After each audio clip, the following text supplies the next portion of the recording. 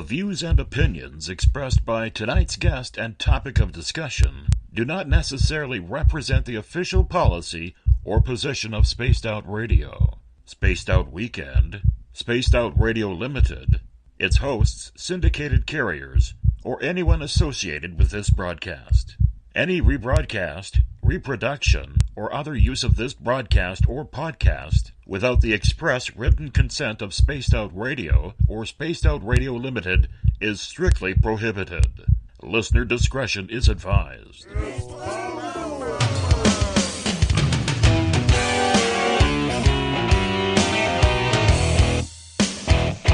Bumblefoot.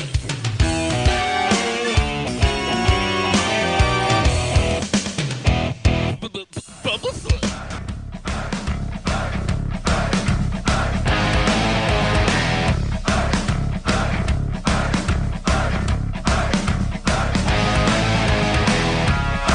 Are you experienced? Stop right there!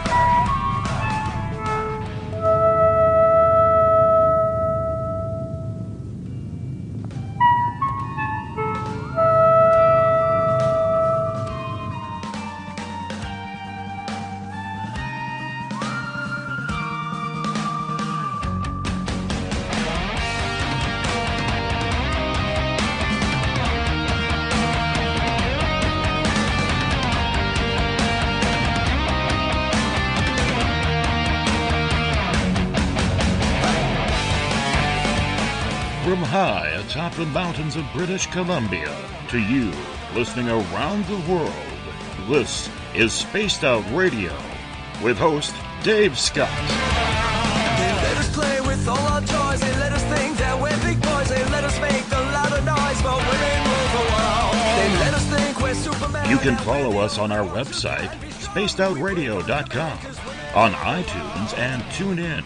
Follow Dave on Twitter at Spaced Out Radio, on Facebook at Spaced Out Radio Show, or on our YouTube channel, Spaced Out Radio Show. I try to act so cool, but you know I'm just a fool for you. For you. I will stop till I reach the top just to be there with you. Dave, oh Dave, are you playing with Bigfoot and aliens again? Dad, you gotta stop haunting the ghost. It's scaring them. All right, seriously, put down the pointy sticks. Oh, the deeper I fall. Okay! Game on! Game on! Game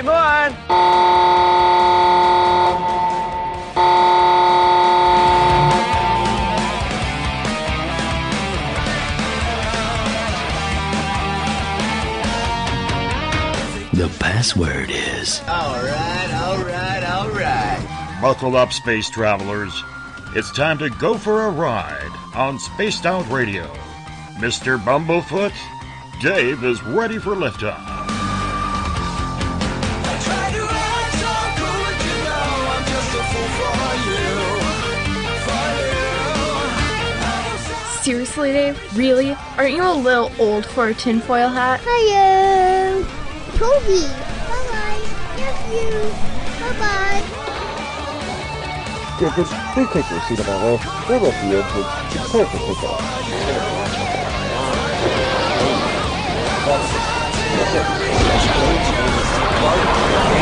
Start.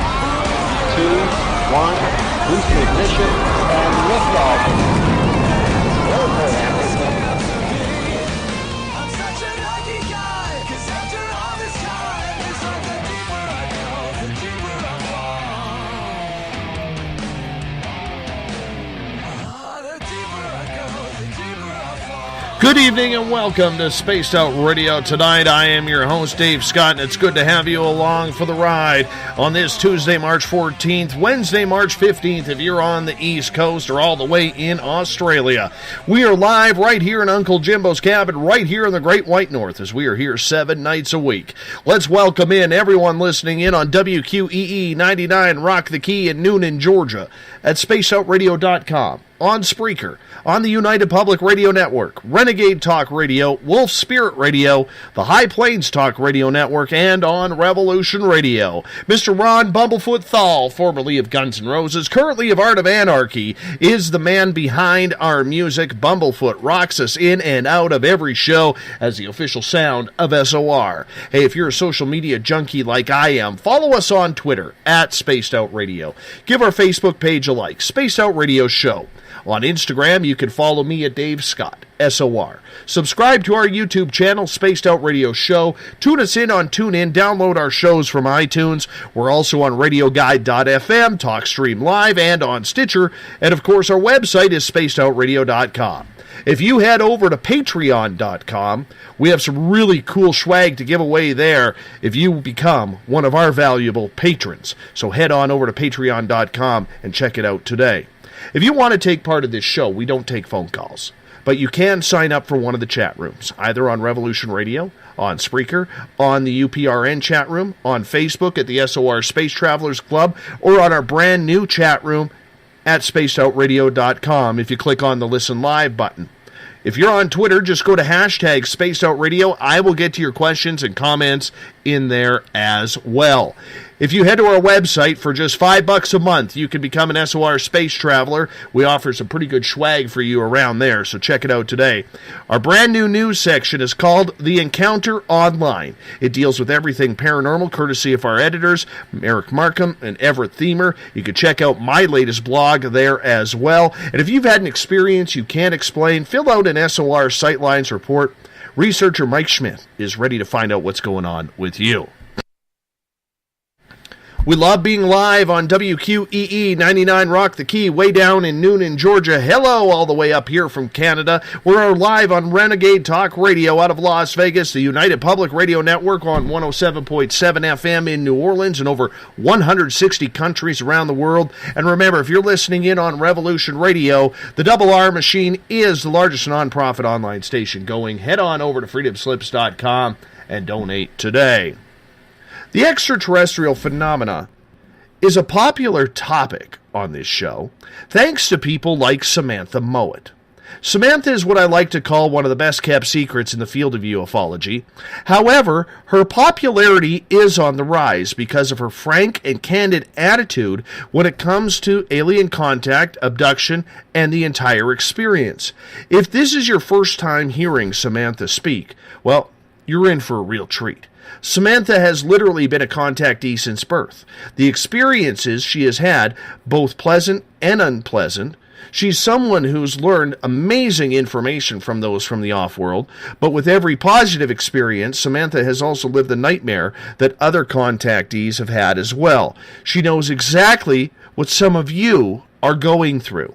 Tonight, because we have so many brand new listeners to this show, who might be hearing Samantha speak for the first time, we're bringing back a topic that we did a number of months ago. We're going to be chatting about contact and abduction. How do you know if you've been taken? How do you know if you've been implanted? How do you know if you've had a positive experience, a negative experience, or was it all a dream? What are the signs? Samantha joins us the second Tuesday of every month, and her website is samanthamowat.ca, Mowat spelled M-O-W-A-T. Samantha, my good friend, how are you? Hi, Dave. Thanks so much for having me. I'm doing well. How are you? Oh, I am very, very good. Very good to hear from you again. You know, it's hard to believe. It's already been a month since we last had you on the air. I know, it flies by, doesn't it? You know what? It totally does. And I don't know if that's a good thing or a bad thing. You know, that it goes by so fast and all of a sudden, boom, you're here again. But we love chatting with you. We love being with you. And you know what? You being a part of this show on a monthly basis just makes us that much better. So thank you for doing that. Well, thank you so much for having me. I'm always excited to talk about one of my favorite topics in the entire world, the multidimensional and extraterrestrial beings that have been in contact with us for thousands of years. So thank you. Not a problem. And the good news that I would like to announce to our listeners tonight is you will be speaking at the first annual Spaced Out Radio Caribou Paracon this fall. And you're going to talk about ET experiences. Me too. Me too. I didn't think I'd be doing this. No, but aren't you so grateful that you are? And we're going to meet so many incredible people and we'll help bring more information forward. Dave, it's going to be great to get to know more people up here in British Columbia that are having contact, that are interested in contact. I'm so excited for this. You know what? So am I. And I got some good news for you as well. Yesterday, I got official news that Miriam Delicato, ET Experiencer, will be our main speaker at the event. And and the best part about it was she actually had her experience in 1988, literally a mile out of town where I live, in 100 Mile House. And this will be literally the first time she has spoken in 100 Mile House since this event took place almost 30 years ago. Wow, I can't believe that's almost 30 years ago, but it flies by, doesn't it? It totally does. And I know you have some Paracons and you've been mentioned in a book lately, but I want to ask you this. When you have an experience like that, it's amazing, like what you just said, time flies, that it was absolutely 30 years ago when this happened to her. You know, that's 30 years of questions, 30 years of experiences, 30 years of trying to explain yourself to yourself and your friends, family, and whoever will listen on what happened to you. That's 30 years of people listening, 30 years of criticism, 30 years of naivety. How does that affect one's psyche, Samantha, when you have all these experiences, yet there's all these people around you who either want to knock you down, don't believe you, say you're disinformation, when all you're trying to do is get some sort of message out? Well, Dave, in one sense, I'm not sure I come at it from the same perspective as a lot of people, because I do come at it from more of a intuitive psychic approach where I don't want to hold on to their points of awareness or their energy. So if people give me negative comments, I very quickly clear my energy and say, okay, interesting perspective, but I'm not holding on to that. When it comes to people like Miriam, pardon me for saying that wrong at first, she's a fair age older than me, and she also came into this industry in a much harder way. Looking at where ufology was 30 years ago and how they perceived these different beings, and coming at it from being a woman, there really is a different way in which you're approached by the different people. Because let's face it, Dave, 30 years ago, sexism was a little more prevalent than it is now. Extraterrestrials weren't as commonly talked about in the household. And by the sound of it, Miriam didn't grow up with a family who experienced contact. For me, I grew up in a family where we could watch Ancient Aliens, or I could hear about other people's experiences. It wasn't really something that was as taboo. So I don't necessarily have the same degree of stress, anxiety, or negative belief systems around it. It is tough, though, for anybody to come out publicly.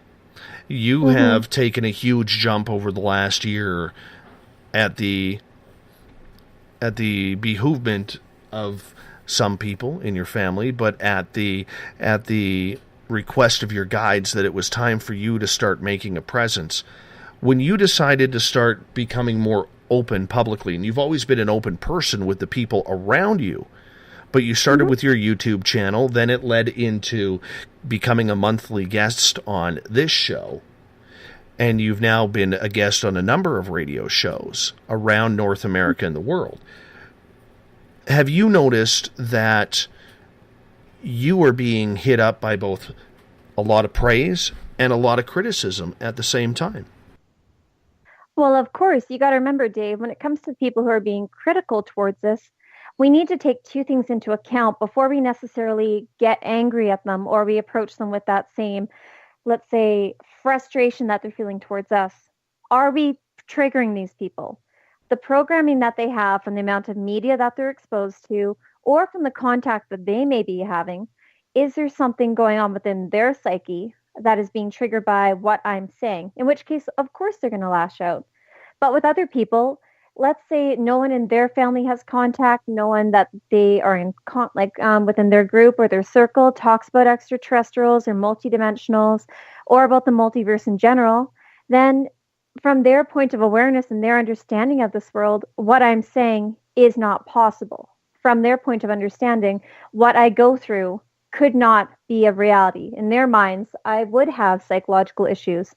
But when you look at how everything else is taken into account, how my family goes through this, how I'm able to confirm a lot of information for people when I'm in connection to their guides, how I'm still a very balanced person, I can see how when they don't have the full picture, but they just catch a 3-minute video of me on YouTube. And for the most part, Dave, you know me, I'm quite a happy person. I don't try to let my energy get to that lower vibrational state.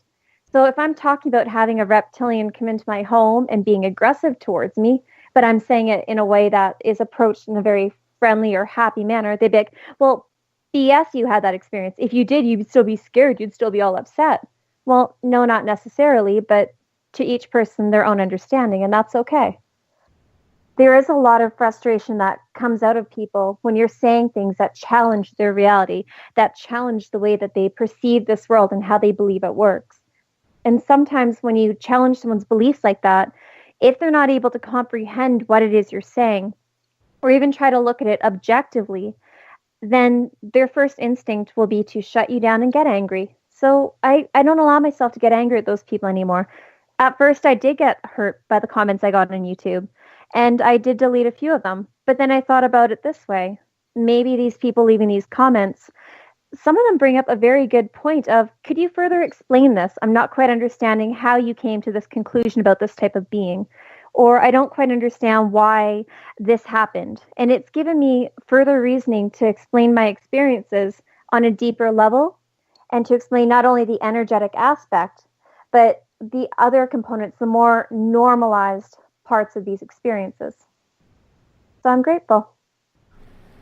You have one of the biggest open hearts that I know of anybody that I've ever met. And, it's a pleasure that, I wish everybody in the chat rooms and listening in today got to know you as personally as I have on a very strong friendship type of level and bond.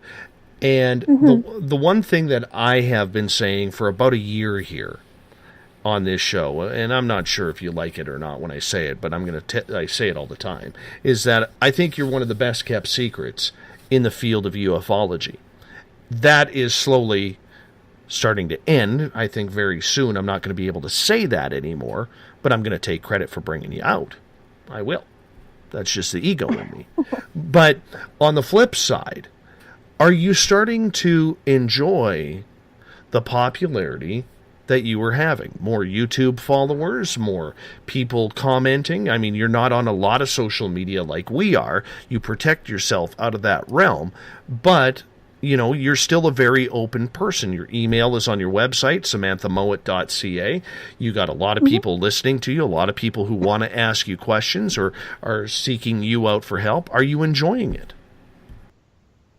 Honestly, Dave, I don't really think too much of it. I get a couple dozen emails every day or two with people saying, hey, can you help me understand this experience? Or my child is going through abduction. Or I had one lady contact me saying that she was having some difficulty with understanding how psychic her child is and that her child's seeing orbs and that her child's seeing these different entities. Could I help her explain what's going on so that she can understand what her child's going through?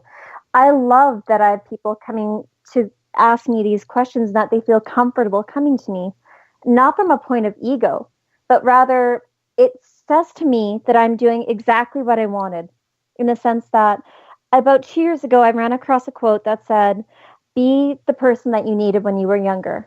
And now with having these people coming to me, trying to have a better understanding of what's going on in their world and better understanding the multidimensional nature of reality, whether it's contacting angels, fairies, spirit guides, extraterrestrials, multidimensionals, reptilians, greys, Pleiadians, you name it, I feel as though I'm helping to bring forward information that I was seeking.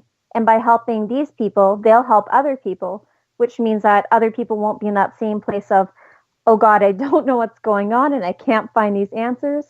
Rather, they'll have people in their lives who'll be like, hey, maybe you encountered this. Or have you read this book? Oh, go check out this YouTube channel. Or go listen to Spaced Out Radio, whatever. They'll help to find that information that they need. I'm so excited for them. Do you find a lot of people starting to come out of the woodwork? Like, are you like me where, when someone comes up to you and says, I love your work. I love what you do. I love what you say. And they put it on, whether it's on Twitter, whether it's on Facebook, whether it's a private email that I get through the Spaced Out Radio website. I got to be honest with you, it still humbles me quite a bit that somebody out there is actually taking the time out of their day to message me to kind of say, hey, I appreciate with what you're doing. And I make sure that I email back quickly because I don't want them to think that I forgot about them. Maybe that's my own anxiety or something along those lines.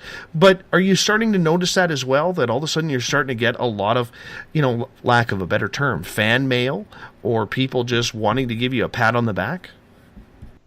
I wouldn't necessarily call it fan mail. The majority of the mail that I end up getting is people saying, thank you for making these videos.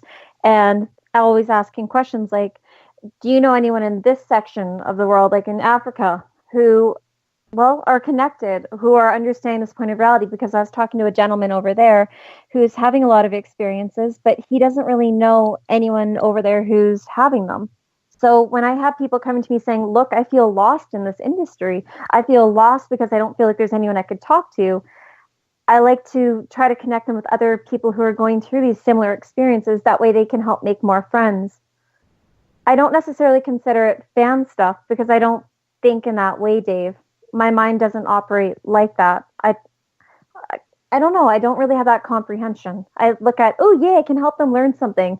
Or they'll tell me something which will help me to better understand the experience I've had, and I will also share information with them. I don't think that necessarily answers your question, but that's how I perceive it. Oh, not a problem. Not a problem at all. One of the things that we always get on this show, or I get questions behind the scenes, is how do you know that you have been a lifelong contactee? Oh, man, there are so many things that would scream people being lifelong contactees. Okay, Dave, let's think about it this way. Let's start with the most obvious one.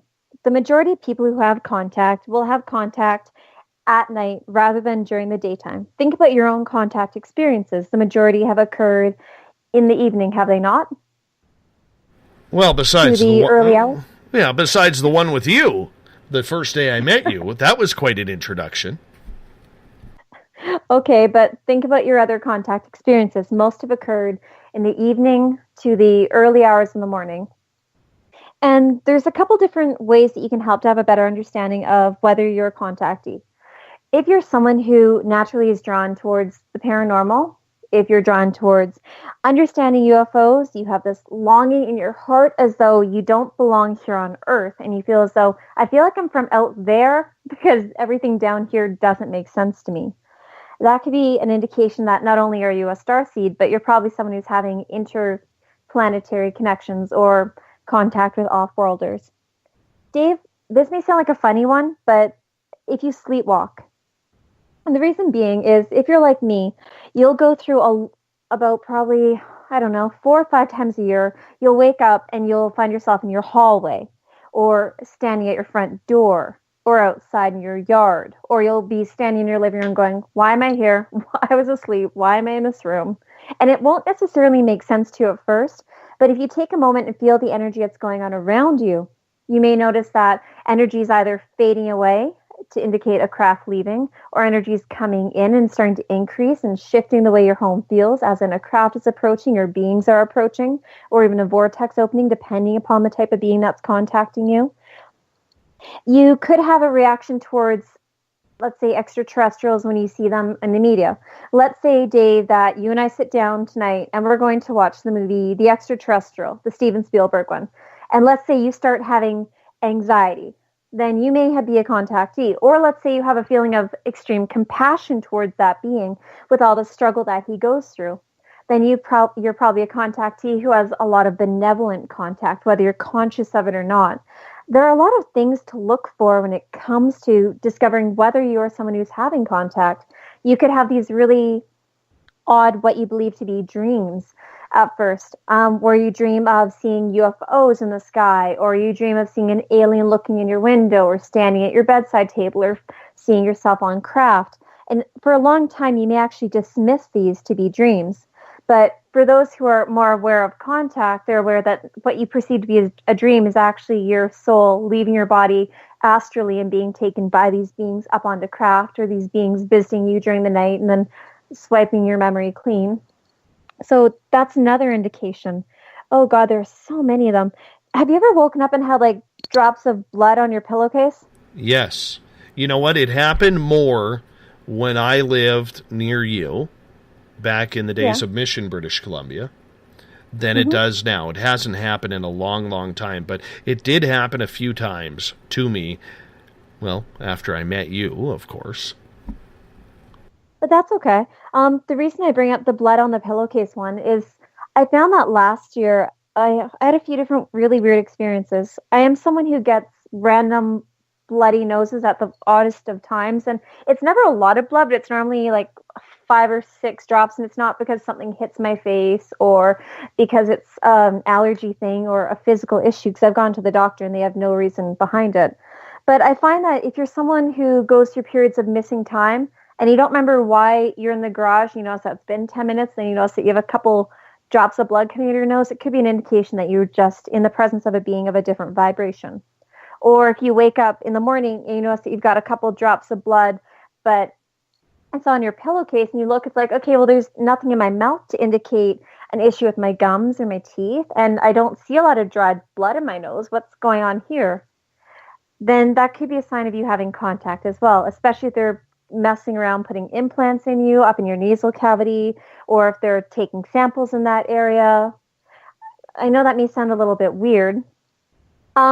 One thing that I noticed that kind of I started looking for with a lot of other contactees when I talked to them is, by any chance, if you look in your nasal cavity, and let's say you're looking in the mirror and your nose is kind of upright, you may notice that on one side of your nose, on the interior section, you've got like a little polyp or a growth on one side.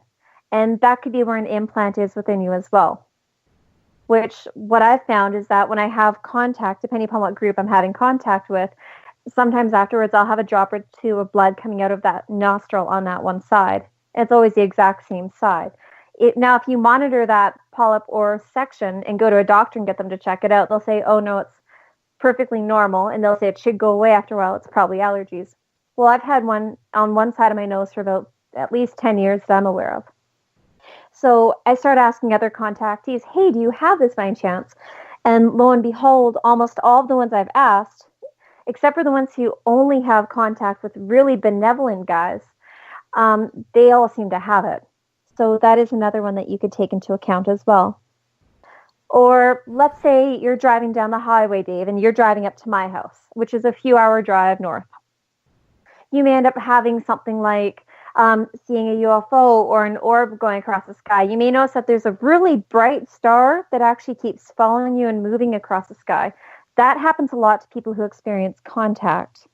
You may have really odd things happen, like, for me, this is going to sound a bit kind of funny, but I'll be driving in my car and all of a sudden I'll start to feel like something manifesting in my passenger seat or my back seat. And sometimes they look like they're a partially in phase outline. So do you know what that means, or should I explain that? You go right ahead. Okay, so if something's partially in phase, it means they're going between one vibrational state, so another dimension, into this one. So it's when you see someone that looks like they're partially see-through, such as when you see a ghost, how you can partially see through them, that's because they're in between the two dimensions at one period of time. The same happens with a lot of multidimensional beings. Now, they may be traveling with you because they're curious about what's going on, or because they are someone who works with you, or because they're planning on abducting you. It really depends on their intention. But normally when stuff like that happens, you'll be driving and you'll start to feel it before you actually have them fully manifest in the vehicle. And when this happens, you can look around your car and you can kind of pinpoint where they are. And you'll see almost like an outline of a being that's starting to come in. So that's another way that you could know that you're having contact. Let me think about it. 1 second. Oh, how many times have you had your car break down for absolutely no reason? And then you're just stuck in the woods and then you have like a orb pass over your vehicle, or you'll see really weird lights passing across the sky. Stuff like that has happened to us a few times. I am fortunate I haven't had that happen. But you know what? I can honestly say, since you mentioned it, I've been feeling my nose. And my nose is, it's so crooked. It really is so crooked. Yes. I do blame hockey because I remember the the altercation and when it happened, but I have like 3 or 4 different breaks in my septum where I don't breathe very well out of my nose. So I'm not even sure a little alien finger could get up there to do anything because they wouldn't know which path to take. You'd be surprised. They're pretty good at manipulating our bodies and getting things to move. Most of the extraterrestrials that are in contact with humanity are phenomenally psychic in the sense that they're telekinetic, so the ability to move other objects, as well as telepathic, so they can kind of not only read your mind and get an idea of, oh, that hurts, you're hitting my nose bridge, as in like not the muscle part, but the bone part right up in there. They'll be able to tell where things are going. But Dave, I want you to think of it this way. Those are just some of the nighttime things you can have going on. Daytime ones are kind of different. How many times have you woken up in the morning and you'll have really weird scratches across your body, or you'll have like a handprint of something whose fingers are much, much longer than yours? Or you'll have like earlier this year, I was about to go in the bathtub. I noticed I had this really weird circular print on my stomach, and it was above my belly button, and it looked like something had actually, how can I describe it? There's one dot in the middle, and then there was a secondary row of dots, and it had like 6 or 7 perfectly little circular dots above it in a complete circular pattern. There's no way I actually leaned on something and actually made an indent in my skin. It lasted for over a day, and it was kind of like this reddy, pinky color. You can have stuff like that going on. And you can find them all over your body. When I was in Hawaii, I found one on my leg. Sometimes you'll find them on your arms, your neck. It really depends on what they're doing. Now, you can also have unexplained scars, or just, how can I explain it? Kind of like funny little nodules that are there for a while, and then you'll go to feel it like a couple days later, and it'll be gone. But I don't mean ones like your lymph nodes swelling up. I mean, like if you feel the back of your hand, and all of a sudden you've got this funny little nod that's there for a couple days, and then you go to feel it a while later because it feels achy, and then it suddenly disappeared completely. Well, normally you'd feel if your body's breaking something down, or if it's dissipating, it would start to actually flatten out slowly and spread out like a mosquito bite, rather than just being really hard like a rock trapped under your skin and then not there 2 days. Oh, well, man, Dave, yes. Well, with any hand or prints or any or scratches, I usually blame the lady upstairs above me right now for that. But, you know, you never know when a little Barry White breaks out in the old spaced out radio master bedroom. Well, that's true. Now, if you're someone who's having a lot of contact or having really intense contact, you may not necessarily remember it if they're swiping your memory. Rather, you may find that as it goes from being daytime you're fine, but as nighttime starts to grow and it gets closer to bedtime, you start to have anxiety about going to sleep, having anxiety about a certain part of your house. Like let's say an ET came in through your bedroom window and collected you and then took you out through the window. You may have anxiety towards that particular window, or you may have anxiety around really bright lights coming in at your windows during the nighttime. Stuff like that could kind of trigger you and make you feel anxious without fully knowing why you feel that way. As well as a sudden need to start drinking. Yes, Dave, what's up? Nothing. I'm just listening. Okay. Sorry, I guess I just heard you breathe in sharply. Anyway, you may find that if you suddenly don't remember your dreams, but you feel anxious at night all of a sudden, and in order to cope with that anxiousness, you start smoking pot or drinking a lot of alcohol to numb out so you don't feel as uncomfortable, or you suddenly feel like you can't sleep alone and you need someone else to be in the room with you while you're sleeping, whether it's dog, child, spouse, whatever, then that could be a sign that you're having contact going on that you're not recalling, as well as having recollections of contact experiences during the daytime. So let's say you're driving to work tomorrow, Dave, and you didn't feel anything when you woke up, and you didn't really feel too off lately, but you kind of felt like something was off, but you couldn't remember what. And then you start having feelings of, you know, I keep remembering a white light, or I keep remembering someone taking me to a doctor's office, and then them doing something at my abdomen, or them collecting something. You may have really weird little tinges or little bits of memory coming forward, and not necessarily all of it at once. Sometimes it takes days, weeks, months for the entire experience to come forward. And depending upon who you are, you might actually push that down and be like, oh, well, it was just a dream. I didn't actually be in a really bright white doctor's room, or that doctor in my dream did not have insanely big eyes. It was just something really weird. Whereas you might actually be recalling seeing hybrids, or you may be recalling seeing the different beings when they put on a facade towards you. Another one that could be an indication that you're having contact is how many of your listeners have anxiety about going to the dentist and laying in the dentist chair?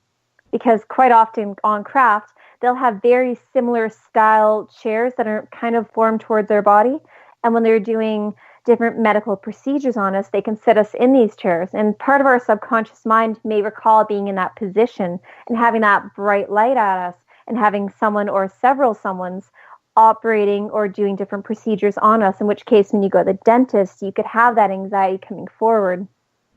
That's a really common one that most people aren't typically aware of, as well as the fear of needles. Because a lot of extraterrestrials do have needle-type technology for taking samples. I always like to remind people, because, Samantha, every time you're on, it seems like our listenership is growing. And since you were on last, we're actually now on WQEE 99 Rock the Key down in Noonan, Georgia. Yes, terrestrial radio. Not extraterrestrial radio, terrestrial radio. So I want to say hi and how are you to everyone down there. So I always like to remind people, and I know our other listeners have heard this story a number of times before, but literally the day we met on around April 15th, 2014, 20 minutes after we met, you and I, at 2 o'clock in the afternoon, came face to face with extraterrestrials. Mm-hmm. It was fun. Yeah, for some of us. Some of us really, really didn't know what was going on. So I just want to give a quick rundown of what happened. Okay, 5 days previous to me meeting Samantha, we were over at a mutual friend's house, and they had a 10-acre lot, only 2 houses on the street, horseshoed by a forest. And 5 days previous to meeting Samantha, I actually witnessed a craft landing at about 10 o'clock that night. And for 5 days, I barely slept because, having the journalistic mind that I do, I literally needed to try and figure out what was going on. And it was my first time being able to go back to the farm that day, the day I met Samantha, because I wanted to go back there in the daytime and really, I don't know what I was looking for, but I needed to investigate it. I felt I needed to investigate it. So when I met Samantha, she saw me kind of pacing around the house, and she's like, you need to go outside. And I'm going outside. So we walked back there. I showed her where the craft had landed. And then she started picking up something from the forest. And she's like, do you really want to go back there? And I'm like, yeah, what the hell? Let's just do it. I knew what was going to happen. Something deep down inside of me told me something was going to happen. We were going to see something.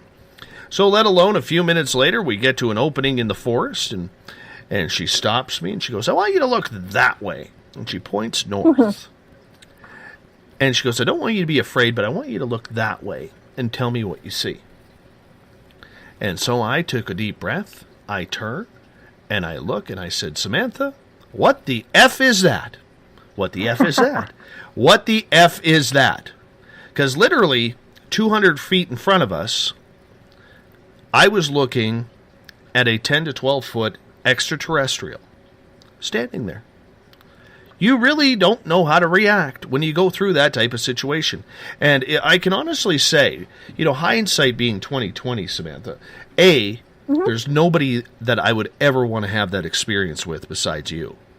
But B, I know they invited us over. They invited to say hello. They mentioned they were telepathically communicating through you, saying they weren't here to take us. They were there to introduce themselves, but they were worried about my health. That has always stuck with me. Because now, a couple years later, Sam, I find myself still waiting and yearning for that experience to happen again. Because I have to walk up. Even in my backyard tonight, if I went outside to take my dog for a pee, and sitting in the green belt behind my house, there's a UFO, I got to walk up to it. I have to. I mean, with instinct, of course. If I got something malevolent feeling about it, I'm not going up to it. But if it feels like I need to go up to it, I'm going. I have to. Do you understand that? No, I completely understand. But on the same hand, Dave, looking at who you were then, 2 years ago, how well do you think it would have went over if you had walked over and something's 10 to 12 feet tall and they're Andromedan and they're lovely and they're peaceful, but if they're looking down on us and they're about twice our height, how are you going to feel? My first instinct is to go hug everything, so that's okay. Well, and to be honest here, let's be honest with our audience. I told you point blank, don't you leave me. Don't you leave me. You wouldn't let me. You were about to walk down the trail towards them. And I kind of pulled you back. You know? That's okay. I wouldn't leave you. You didn't seem, well, I thought you could handle it, but that's okay. Next time. It'll be fun. Like I said, let's go camping this year. I am going. By the way, changing topics here for a second. When we have our Spaced Out Radio Paracon this fall, I actually have a night for you on a nice tall rocky cliff or rocky hill to actually take some guests, some VIPs, people who want to be a VIP to the event. On the Friday night, you can actually take them, if you wish, up to this rocky point, have a fire, and have a nice UFO hunt in the bright skies of the night. I think that sounds like fun. Let's do it. I'll be on the radio. I can't attend. I'll be on the radio because we're doing a live show there, but I'm pretty sure there's going to be a bunch of people who are there. I think we'll be fine. I think it'll be beautiful and that they're going to enjoy it. And let's see if we can raise their vibration, either bring some craft down or see if we can get some beings to come through. So in a situation like that, that's an interesting topic, because in a situation like that, how do you know something's going to happen or not going to happen? Well, Dave, think of it this way. Absolutely everyone on this planet has felt energy at one point or another, where they can feel where something is about to happen, where they can feel that shift or that change in energy. When it comes to your audience, think of what it's like when you're going from being at home to when you're driving to a sports event or a concert, how the air feels more alive, how it feels as though the particles are moving much faster and that they're vibrating more intensely, how it just feels so different than what's normally around you. When extraterrestrials and multidimensionals are coming, whether it's with their craft or in person, typically you'll sense a vibrational shift. And when I say that, I mean the way the energy around you is, you start to feel their energetic field as it comes closer to you. Now, if they're a good being, and by good I mean a kind being, a being that has good intentions towards you, you'll start to feel more of a loving sensation. You'll feel joy, happiness, sunshine. You might feel more of that contentment or at ease. But if something has a negative intention towards you, you'll start to feel that heaviness in your stomach, the sense of dread, the anxiety of fight or flight. That's going to end up coming up with people when they have negative experiences going on. So really, you need to pay attention to what energy you feel when you're making contact with these beings. Always trust your instinct. You may have a Pleiadian walking up to you, but not all Pleiadians are good. On the other hand, you may have a reptilian walking up to you. It could be just as benevolent to you as many of the other beings. So that's where it's important to trust the energy that you're receiving and trust what you're intuitively picking up, because energy doesn't lie. And if you're listening to that energy, it'll keep you safe and it'll help you to bring better choices into that situation. Let's get to some questions from our audience here. Joyce is asking, do you think extraterrestrials prefer to be introduced by people who have witnessed them and are of no threat? Not necessarily, because a lot of extraterrestrials will observe you for weeks before they even make any form of contact with you. I believe there would be some beings who'd prefer to be, let's say, with a contactee who they know is benevolent. But on the same hand, they're going to very rapidly read the energy of the people who are coming to them for their first time. They'll know, okay, this person's heart is maintaining being the same. Their cortisol levels are fluctuating a bit. Okay, how stressed out are they? How are they enjoying this? What is their telepathic information like at this time? So it really depends upon more so the person who's being contacted rather than the extraterrestrial themselves. Many of the extraterrestrials that I've met them one-on-one, as in the first time I meet a group. Typically, it's with just one other type of being and myself. And they tend to give you a little bit of space. They tend to give you that 5 or 6 feet and say, hello. And they'll tend to exchange energy with you before coming right into your bubble. You won't often wake up and have a brand new being sitting right on your bed saying, hi. That just doesn't happen as much. Rather, they'll typically either approach you in the astral realm, where you might start to actually have dreams about them before you meet them in person. And the reason being is easier to connect with people and their higher selves. So when you're asleep, you actually have more of that connection to your entire soul, more of your soul's memory, and your ability to be more psychic is actually amplified. So their ability to communicate with you is much easier. Versus when you're awake, you have that, conscious mind kicking in, not just the intuitive mind. So it can be a bit of a difficult situation for them if you're not someone who's operating from a more intuitive standpoint. I hope that makes sense. Absolutely it does. Let's go to a question at hashtag Spaced Out Radio on Twitter. And Deb is asking, Deb's a brand new listener as of last week. So thank you, Deb. Deb is asking, once someone is contacted, is it more likely going to happen more than once? Or more than likely. Sorry. That's okay. I know what you meant. Deb, when it comes to this, it depends. What being contacted you? With this first encounter, did you encounter a benevolent being? And if so, what happened during that encounter? Because there's a large energetic spike. Like, let's say, Deb, you go to sleep tonight and you wake up and you're meeting a Pleiadian and they're sitting in your room. They're saying, hey, come with me. I'd like to show you something.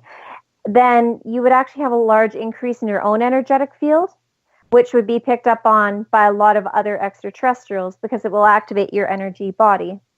Now, the reason why I bring that part up and how it's relevant is if you're having just a small encounter, like let's say, Deb, you just, you look out your kitchen window and you see a being just walk across your backyard, but nothing significant happens. No, you're probably not going to have a lot more contact going on than that. But if you have these beings coming to you and either activating your DNA or trying to wake you up or doing something more significant like a healing, then you will actually go on a bit of a radar for the beings that are around them. If they have a positive encounter with you or an encounter that they deem to be relevant, they will actually share it with a lot of the other groups they work with. Ooh, come see Deb. Come see Deb. She was receptive to us. That's great. And then you'll have a whole bunch of other beings coming to see you that are benevolent.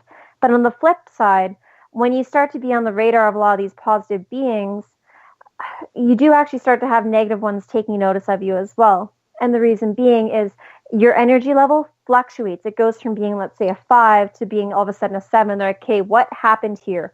Why is Deb now like this? Why is she operating at a higher frequency? So they'll try to understand what's going on and bring your vibration back down. Couple questions from Eric in our brand new chat room at spacedoutradio.com during the show. And Eric's going, he's our local scientist around here, so he's asking, since we have different brainwave frequencies depending on the circadian rhythms, does this guide the ETs, does this guide the ETs on when we are receptive to contact? Yes, and one thing that I've noticed is sometimes they get so excited to be in contact with you that they try to actually come in when you're not necessarily... Okay, let me just explain the story.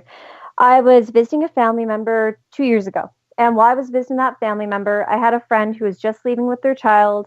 I was not in the mood to have craft, not to visit beings, not to have anything going on. I went to the island to get away from my experiences for a while. Didn't happen. They still came. But I had been feeling craft above the house for about 2 hours while my friend was over. And my friend, who also is very intuitive, could feel it too. So she's like, I'm going home. I don't want to deal with this right now. And as she's leaving, I sensed this strong energy coming down from the craft, coming onto my dad's balcony. And whilst this is happening, I look back and out the kitchen window, I see this goldy, whitey energy mass coming down. And I instantly got very annoyed at it. I sent it a telepathic message, and my energy shifted saying, not right now, as in I'm very stressed, leave me alone. And as soon as I did that, you could feel the energy shift with this being, and it went back up just as quickly as it had come down. So yes, they can monitor our brainwave patterns. They do tend to take that into account, whether they're benevolent or malevolent. As we had discussed earlier, these beings are very psychic for the most part. And where we're just developing our intuition, we're just really getting an idea of what our capabilities are as a species. Many of these beings not only grow up with these capabilities, but they get taught as to how to master them, how to understand when the humans that they're in contact with are having periods of distress and how to sense those brainwave fluctuations, because it'll also tell you what they're doing with their energy body. And the reason why that's important is if you look at the energy body and you start to see how if people pull a lot of energy into a certain chakra, they're able to actually direct it out just as forcefully as if they physically hit a being, especially if they take it up to their crown chakra or their heart chakra. Wow, I'm very energy focused tonight. I'm sorry if that's confusing everyone. Oh, you're not confusing anyone, especially when you're talking to the preacher. He's a scientist, so I'm sure he's picking all that up. Follow-up question from Eric. Is there a preference then as to whether we get contacted in alpha, beta, or theta wave? I'm not sure because I have contact in all three. But Eric, one thing I can do for you is the next time I see more of a benevolent being, whether it's a Pleiadian or a light being, I can ask for you. I'm sure he would like that. He's probably holding his guitar at home right now, all giddy that you actually said that. Well, it's the best I could do. I will try my best to remember. I've seen more light beings and Pleiadians lately than anything else, so I'll do my best to ask them when I see them next. All right, we got about 4.5 minutes before we got to go to break here. Let's get to Canadian Joe's question. Samantha, do you view extraterrestrials as benevolent or malevolent? Actually, Canadian Joe, I view them as both. There's just as much diversity within the extraterrestrials and multidimensionals as we have within the human race. Initially, when I was younger, the majority of my contact was of a benevolent nature, being taken on to school on craft, meeting a lot of nice beings, being shown my past lives, having them guide me through to learn different things, which was wonderful. Although in the last 2 years, my contact has shifted to having a very large insurgence of negative contact happening as well. And one thing I learned about myself is I, as well as the rest of you, had prejudices about what the different species meant. I had initially thought all Pleiadians were good, all reptilians were bad, all Greys were mischievous. I had those preconceived notions in my mind.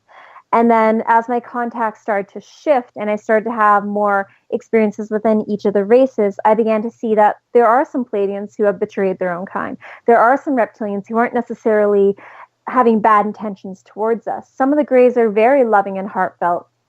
So we can't generalize in the way that we have, and not all contact is good and not all contact is bad. And what we may perceive to be bad in the extraterrestrial's mind may not actually be a bad thing. Think of it this way. When you go out into the woods and you see let's say a injured cat and you take it home to nurture that cat would be like, oh my God, I was happy. I didn't need a human to come take care of me. I was going to be fine. Why did you abduct me? Why are you forcing me to eat this? Why are you taking me to this horrible place with bright lights and someone who's poking me with things, i.e. the vet? So really, depending upon the point of understanding, you start to get a better idea about whether it's benevolent, malevolent, or whether it's just based upon our own perception. They don't necessarily see some of the things they do to us as being bad, which is a whole nother layer to the story.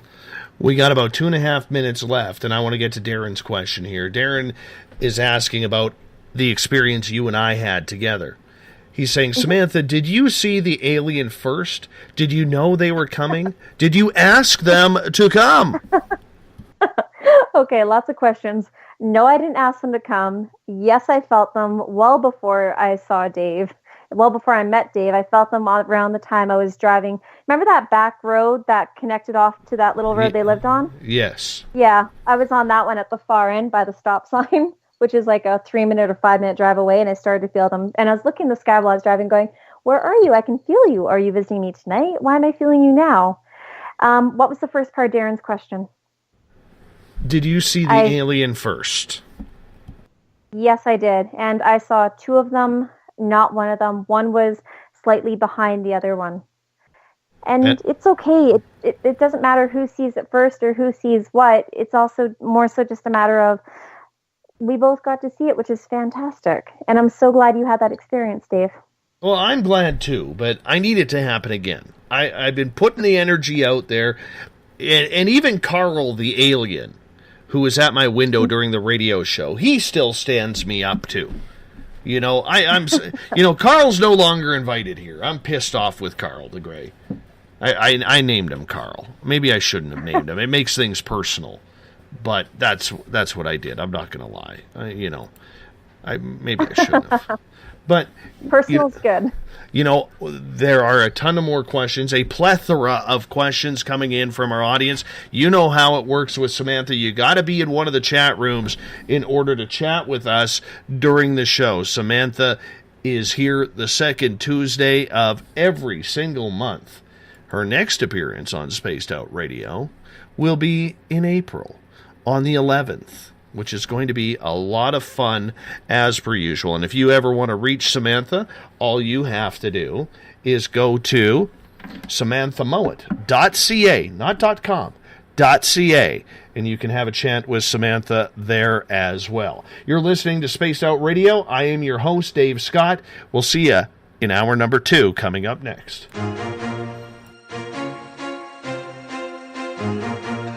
From coast to coast to coast, Blacklight Uncharted is taking on the paranormal across Canada. From ghostly hauntings to the UFOs flying above in conjunction with MUFON Canada, we're closely investigating what's going on in the northern skies and checking out the apparitions that walk among us. Check out our videos right here at spacedoutradio.com. We want to know your thoughts, we want to hear your experiences, and we want you to share your stories. The answers are out there, and we intend to find them. Would you like to become one of our space travelers? All you have to do is click on the Space Travelers icon at spacedoutradio.com. For only $5 a month, you can get access to some great prizes, as well as private monthly shows, newsletters, and a members-only section on our website. Become a space traveler today. The third Monday of every month, Spaced Out Radio is going to bring you a different look at everything paranormal. Welcome to The Reporters. Jim Mallard, Vanessa Hogel, Denise Garcia, and Christina George join me, Dave Scott, for a look at the weird and strange from the other side of the microphone. We'll break down ghosts, UFOs, cryptids, and the people investigating them. The paranormal media has never been heard like this. Come listen to The Reporters. It's paranormal news at its finest. Welcome to The Encounter. At spaceoutradio.com, The Encounter online is SOR's trusted news source for everything weird and strange going on around the world. This is news editor Eric Markham. Our team of journalists are scouring the planet for those strange stories that rarely make the mainstream. No fear-mongering or fake news here. Head over to spaceoutradio.com and encounter The Encounter.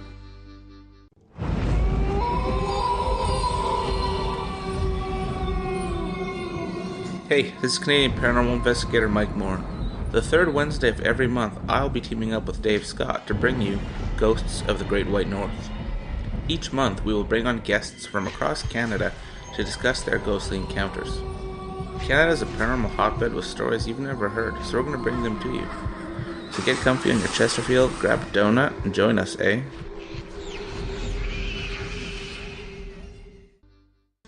Have you had an experience you can't explain?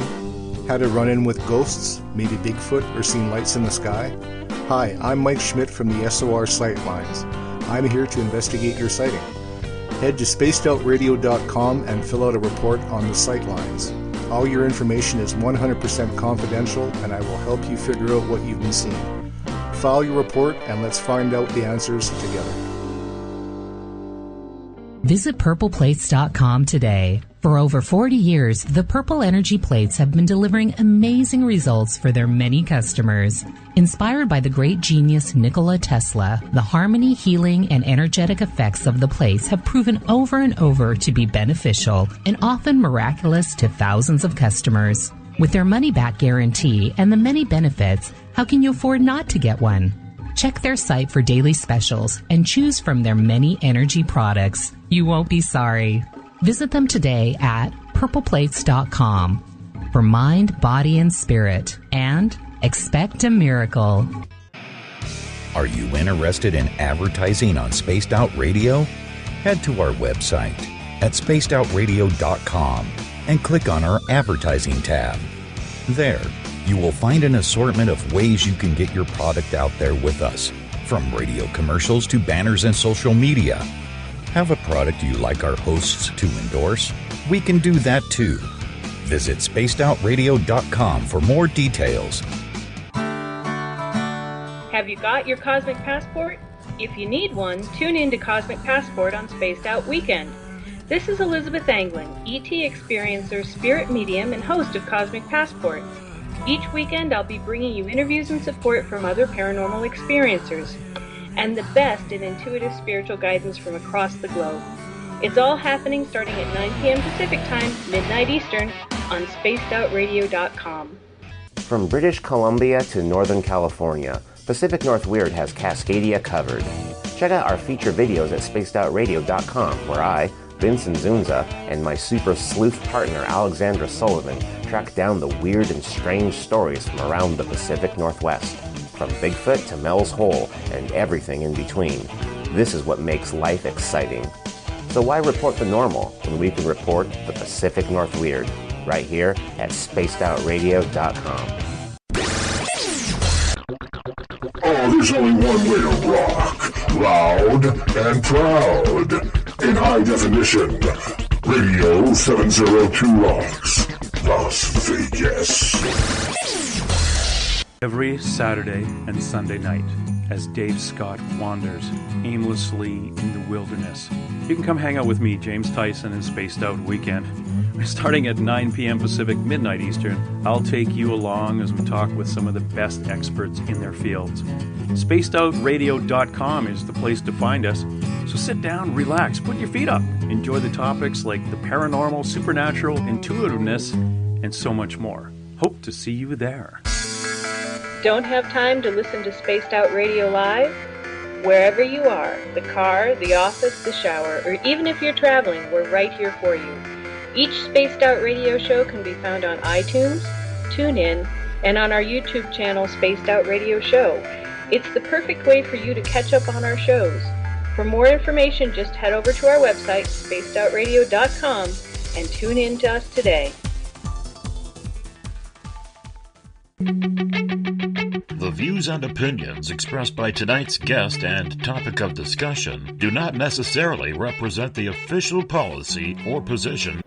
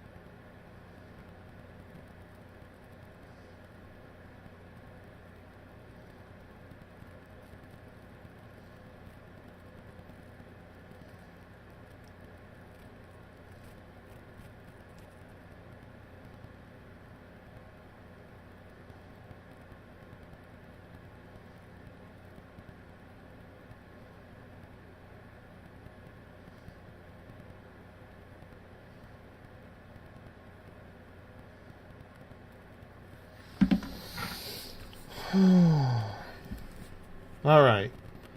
I hope you still have me. Our internet went down here on Spaced Out Radio, so we lost a few minutes of our broadcasting time. Make sure you all refresh, because our internet is back up and running. So we're going to reconnect here.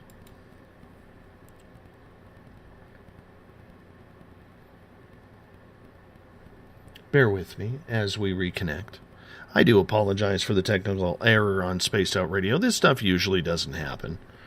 But when it does, it hits us hard. It always seems to hit us hard. You know, that's what happens.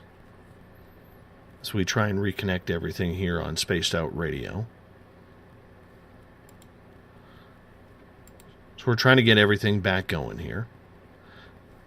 Samantha Mowat is our guest tonight on Spaced Out Radio. And one of the things that we try and do on this show is we try to run a non-too technical show. But that's the problem when you broadcast at home, is sometimes things happen. You know, sometimes you want it to happen, you want it to come back on, but it just kind of happens that way.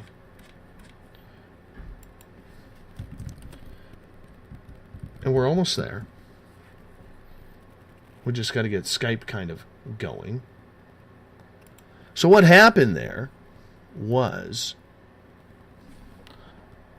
I was fiddling around with my iPhone cable, and it tapped my internet cable to the point where it loosened, and it knocked everything up. I don't like when that happens. I will get to your questions. I'm just trying to reconnect with everything here because we are down. So I just got to let people know that we are redoing absolutely everything to get back to the program. Let's see what we can do here. Let's get out of Skype. We got to bring Skype back up because now all of a sudden we cannot connect back to Revolution Radio.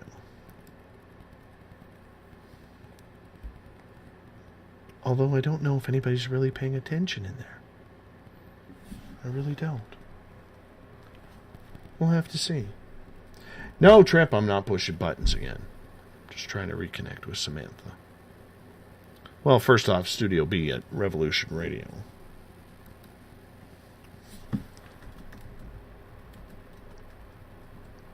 I apologize if you're listening in on WQEE 99 Rock the Key and the United Public Radio Network. I am trying to get it back up as soon as possible. The beauty of live radio. So, let's see if we can get things going here. Let's bring Samantha Mowat back in. See if Skype's going to connect to her. I hope so. Because otherwise we have to do this the other way. Samantha is connected. Samantha, welcome back. All right. Now I'm not hearing Samantha. We're going to have to do this another way. Because sometimes during live radio, you have to try and get things going properly. And Skype all of a sudden, you know how Skype can be. You know how much I love using Skype. Skype can be a little bit of a pain in the butt for us around here. Samantha said she couldn't hear us. So let's check our options here. I'm going to play a commercial. I'll be right back.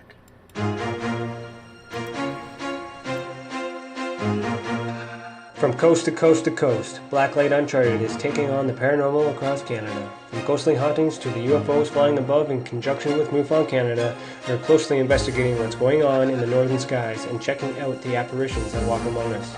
Check out our videos right here at spacedoutradio.com. We want to know your thoughts, we want to hear your experiences, and we want you to share your stories. The answers are out there, and we intend to find them. Would you like to become one of our space travelers?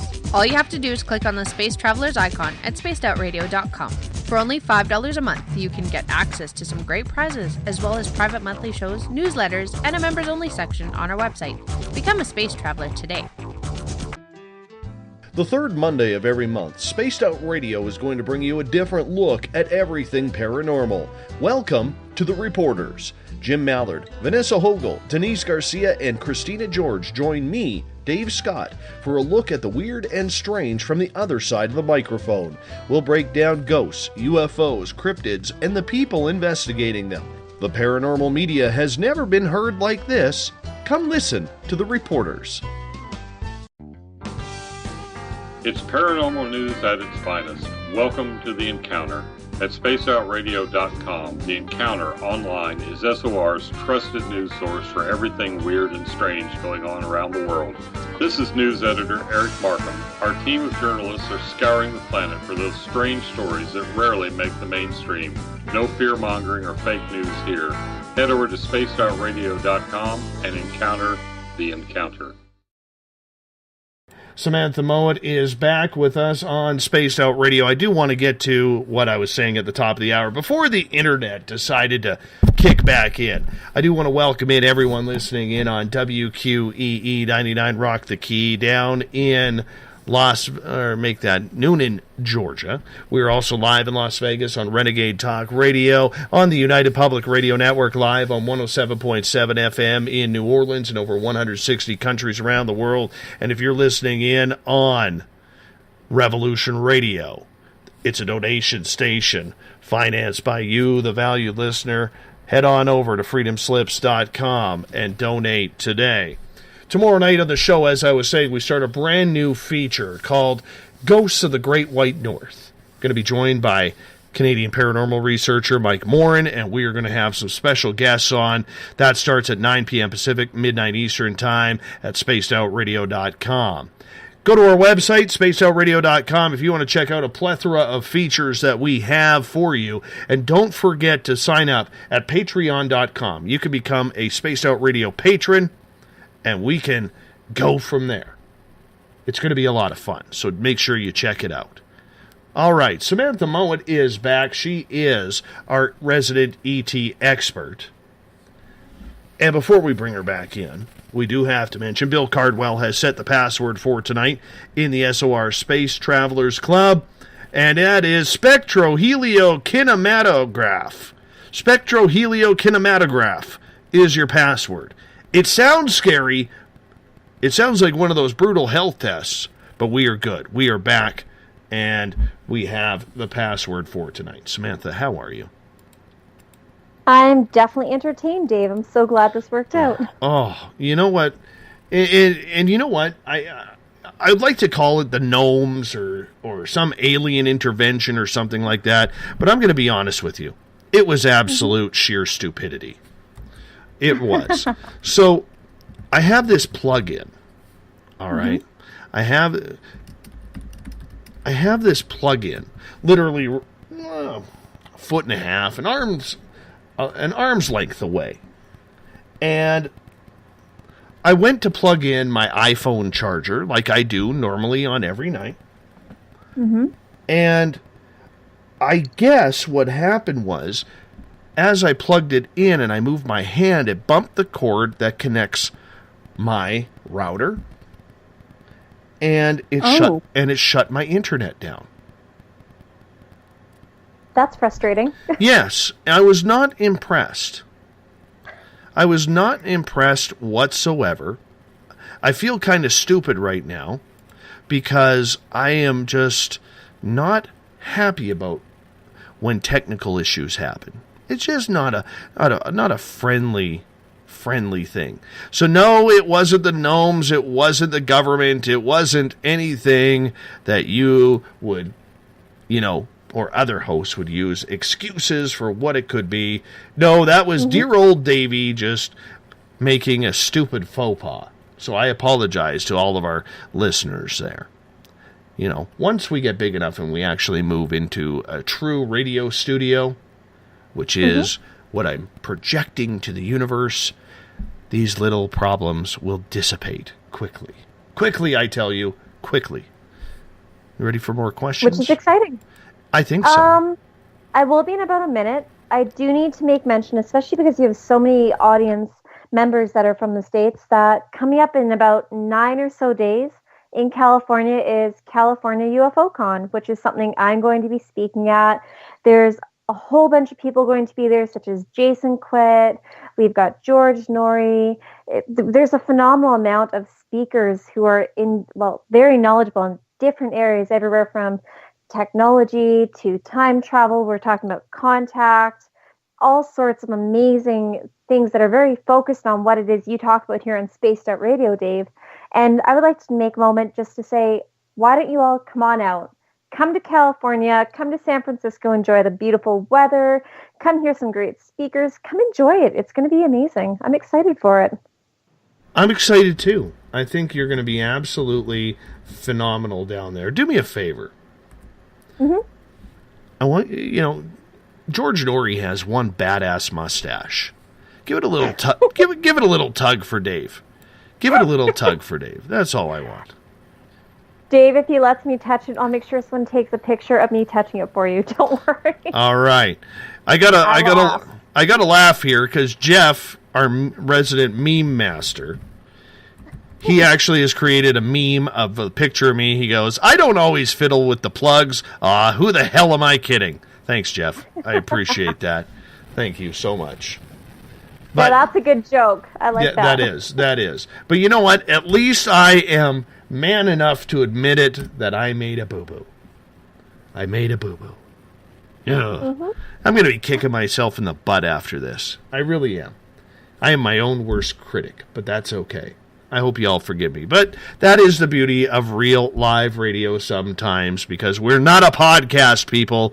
We're radio. We're live radio when this stuff happens. But, so, Dave, yeah, I want to mention something before we get to questions. Sure. Earlier, when you were saying about how can people know that they're contactees, I was just writing out a couple things when we had our moment of silence, and I thought of a couple things.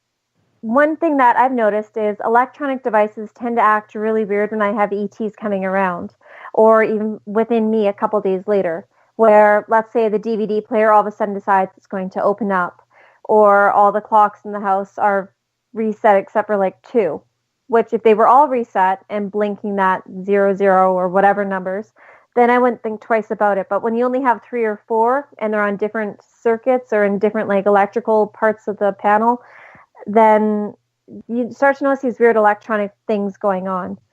Another thing that I've noticed around it is you tend to have these really weird psychic moments after you have a lot of contact or after you have an intense contact. You'll be more prophetic about what other people are going to say, what other people are going to do, about what's going to happen on the movies you're watching, about different weird things like that in your day. And it could be a lot of deja vu going on. And the last one I had was you may have all of a sudden these obsessive tendencies going on, like whether it's the obsessive need to go through your entire house and purge something, or to clean your entire house, or just to suddenly watch an entire season of, I don't know, Taken, X-Files, anything, something ET related, not really knowing why. But please continue. All right, let's get to some questions here from our audience. Darren is asking, Samantha, how do aliens greet you? Have you ever touched one, shook hands, or anything? Oh, God. Darren, I've met ETs in some of the weirdest ways. A lot of my encounters have been astrally, but most of my younger encounters were in person, although I do still have quite a few that occur in person to this day. Normally, when I meet extraterrestrials, if I have that sense of familiarity or they feel benevolent, my first instinct is to go up to them and hug them, which sometimes that is something they're really receptive to, and other times they're kind of like, okay, get off me, please don't touch me, I'm not a touchy-feely kind of person or being, in which case you normally just go, oh, sorry. Although I don't generally shake hands, and this may sound weird because I'm a bit of a germaphobe, and I kind of blame that on them, but how can I explain this? When it comes to a lot of contact, when I first meet them now, because I'm trying to be more conscious of their energy and how comfortable they are with me and humans, I try to go within only a few feet of them, say about 4 or so feet distance. And I like to ask, can I hug you? Can I touch you now before I actually go for it and hug somebody? Because some of them aren't receptive to being hugged. And I understand that. If you're not used to it, it probably is a weird sensation. Let's get to John's question here. John is saying, Samantha, do you know how to view invisible forces and entities that you feel near you? I get a ringing in my ear, one or the other, when I'm being touched by them, or if someone directs a strong thought at me. How can I learn to see them? Oh, okay, John, that's easy. And yes, I can see them. And yes, actually, most of you can. How many times have you been, let's say, at your kitchen table or walking throughout your home, and all of a sudden you'll see kind of like a partial heat wave type bipedal or weird blobby type form moving throughout your peripheral. When you see stuff like that, these are cloaked entities moving around in your field of vision. And one thing you should do is, instead of trying to focus your eyes harder upon looking at that direct spot, actually relax your eyes more, because when you relax your eyes, your clairvoyance tends to take more form and it tends to become more of the stronger aspect rather than shutting it off. Now, John, let's say tomorrow you feel it, like that ring in your ear starts, and you start to kind of feel like someone's either touching you or trying to send you a message. And take a moment and feel the energy around you. Does it feel like it's coming from your left, your right, behind you, in front of you? Where are you sensing this? And then look in that area. Generally, what you will find is when you look in a certain area, like directly in front of you, how it can look like it's partially moving back and forth, like heat coming off a candle, or like heat waves coming off a road or off the road. Dave, you understand what I'm saying, right? Yes, I do. Now, if you see something like that going on, that is a different, like, vibrational entity in that location. You may also notice things like, you can even walk up to that location. If you think you see something, walk up to it. Feel it. Does it feel like it's cooler? Does it feel like it's warmer? Do you remember when I got you to put your hand inside that one being and it wasn't very happy with me, but I let you do it for a couple seconds? Yeah, that was kind of weird. That was honestly kind of weird. Well, when you do that and you start to be aware of how things feel, you start to trust what you're receiving, and you also start to open up your ability to see more. Many people don't trust what they see, so you may actually see something out of the corner of your eye for a minute, or you may even see something in front of you, but your logical mind will be like, I didn't actually see that, and it'll ignore it. It'll dismiss it, and it'll start to blank itself out. So if you start to trust what you feel, you'll also start to trust what you see, because you'll have that confirmation from two different senses rather than just one. That is the best way to improve upon it, John. Let's get to Milo's question here. Milo is asking, and I'm going to leave this up to you on how you want to approach this one, but I'll ask it. What is the scariest malevolent being you've seen? When we were in Hawaii, which was not last year, but the year before, my husband and I went out for dinner, and we split a bottle of wine, and when we came home, I became really tired really fast. And I went to sleep without putting up our energetic protection around the house like I normally would. And I woke up around 2 or so in the morning, and I could feel something just outside the house. And it felt like it was really angry, and I'm like, okay, well, what is this? What's going on?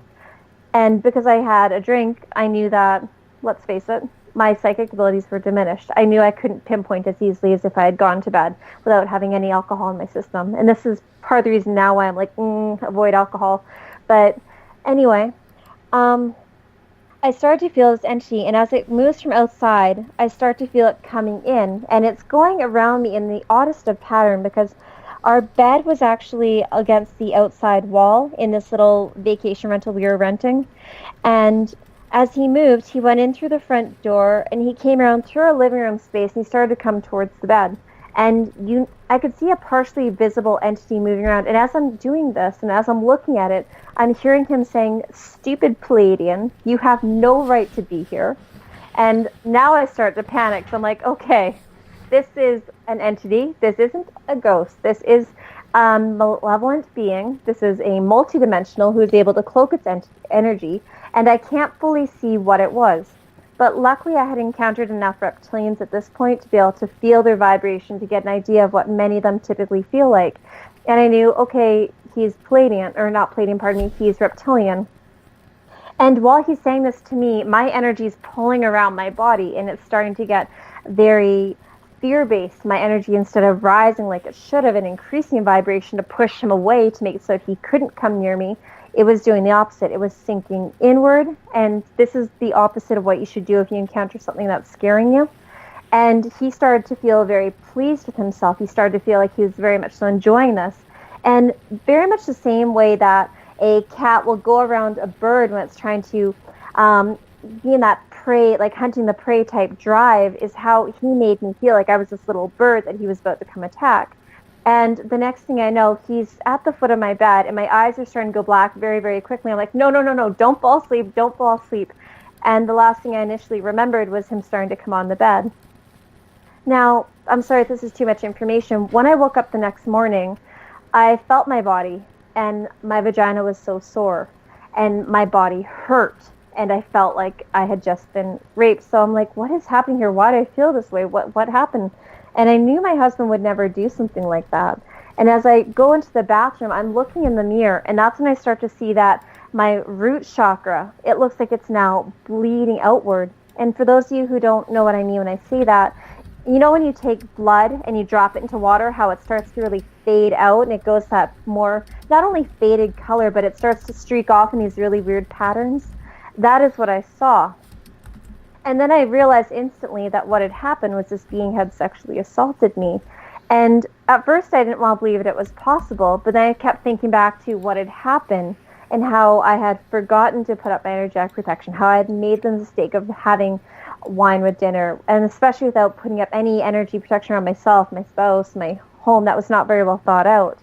And my vagina hurt for the next few days, which was horrible because, I mean, we're on vacation. But when you have things like that happen, you start to become very aware that there are more than just benevolent beings out there, and that many of these beings are aware of not only our soul's heritage, but some of them actually hold grudges against who you used to be in past lives.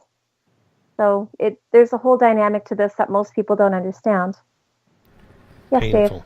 Dave. And it shows that you know, this is real. It can affect your body. I mean, if they can rape you, if they can take advantage of you in a vulnerable situation, it can be dangerous. It really can be dangerous with who you are, what you're about, and the beings you're having contact with. Well, one thing I thought was interesting was I had the feeling before I left even to go out for dinner that I needed to put up energy protection. I had the feeling quite a few times that day of a negative entity being around. Even while we were just at our little condo that we were renting, I kept feeling something that was there, but I had made the mistake of not actually listening to my intuition, not listening to my guides, and they had said to do something. But I learned something from it, so that's okay. That's how I'm choosing to perceive it, is now I know that people can be assaulted by these beings, and it has actually helped to open the door up with other people who have been hurt by them, and it's kind of a good way to get a better understanding of other people's experiences.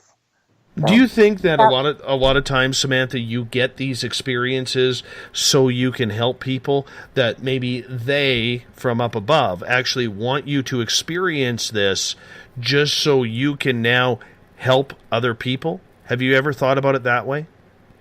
I have considered it, and I do think that may be part of what's going on, because despite this happening, and despite all my MyLab encounters, and despite having so many negative encounters in the last 2 years, it's not stopping me from doing what I'm doing. It hasn't changed the way that I'm choosing to perceive life. It did put me in a slump for a while, like Dave, as I'm sure you were aware. Last year was a really funky year for me. It wasn't that good. It was actually kind of frustrating and stressful. But now I realized, okay, these are some of the beings that'll be in contact with me if I allow myself to be in this state. These are part of what we're dealing with. That only gave me more incentive to work harder to bring forward more people towards a higher vibration, more aware of their soul heritage, better connection for them towards benevolent ETs. That way we can get rid of the malevolent forces that are attacking us on a regular basis. Deb at #SpacedOutRadio is asking, how did your husband deal with all of this? He wasn't very happy we didn't have sex for a few days. How would any husband feel if you're on a very belated honeymoon? But he also understands that I have contact. He gets it. He understands that this is something that goes on within my family, and that it is a very real thing that happens. He's very understanding, and I'm so appreciative of the amount of respect he has for this and for my understanding and my experiences. Does Mr. Mowat still have the really badass beard going? I do need to know this. Yes, he does. Yes. That's awesome. Question from Darren, going back to when you were talking about what it was like to touch and feel extraterrestrials when you approach them. What's it feel like when you hug them? Typically, their skin isn't as warm as ours. The Palladians are very similar to us, but you know how when you touch our skin, how we've got these really weird little bumps or nodules, whether it's from food allergies or dry skin from the winter, or just irritation in our skin, how we tend to have dry patches and things like that. The Pleiadians don't have that. Their skin actually feels incredibly healthy, very soft, very just, how can you describe it? Very alive and like it's well maintained. Now, when you touch grays, the best way I can describe them is they do feel like dolphins. There's that very odd, rubbery, slight, odd texture. But when you meet beings like the Andromedans and the Arcturians, they don't have that same rubbery feeling to their skin. It's not the same softness as ours, but it feels like it has a lot more give to it, very akin to like a soft plastic, but not with that. You know how when you touch plastic, how it's got that kind of yucky, sticky, like your hands get all sweaty feeling? It doesn't quite have that same sensation. Now, when it comes to the reptilians, outside of being assaulted by one, they're not someone I hug. They're not someone that I tend to touch. I like to try to keep a few feet between us when we do have encounters. And that's because of me and my own issues and me trying to work through that. But when it comes to beings that are more the crystalline essence, they do feel quite hard, but it feels like a smooth crystal. It has that coolness of rock. Light beings, it kind of feels like you're putting your hand in through smoke, but typically not necessarily cool smoke, but it doesn't really have the same heat like if you're putting your hand into a fire. There's not that fluctuation or irritation that you get if your hand's like 2 feet above the fire when you're outside in the yard, Dave. It doesn't quite feel like that, but that's the closest thing I can akin it to is when you're touching something that's very much so present and thicker than the air around you, but still very fluid and alive. Oh man, there's so many different types of beings. I gotta tell you, I had absolute deja vu chills when you were describing the skin feeling, because when I had my negative experience, where it was just a flash in a dream that I remember, which was there was 5 tall grays, and I remember hitting one right in the chest. As you were describing it, I actually re-felt that moment of that rubbery, sinewy type feeling of, my fist going into its chest. And it just said absolute shaking shivers right down my spine.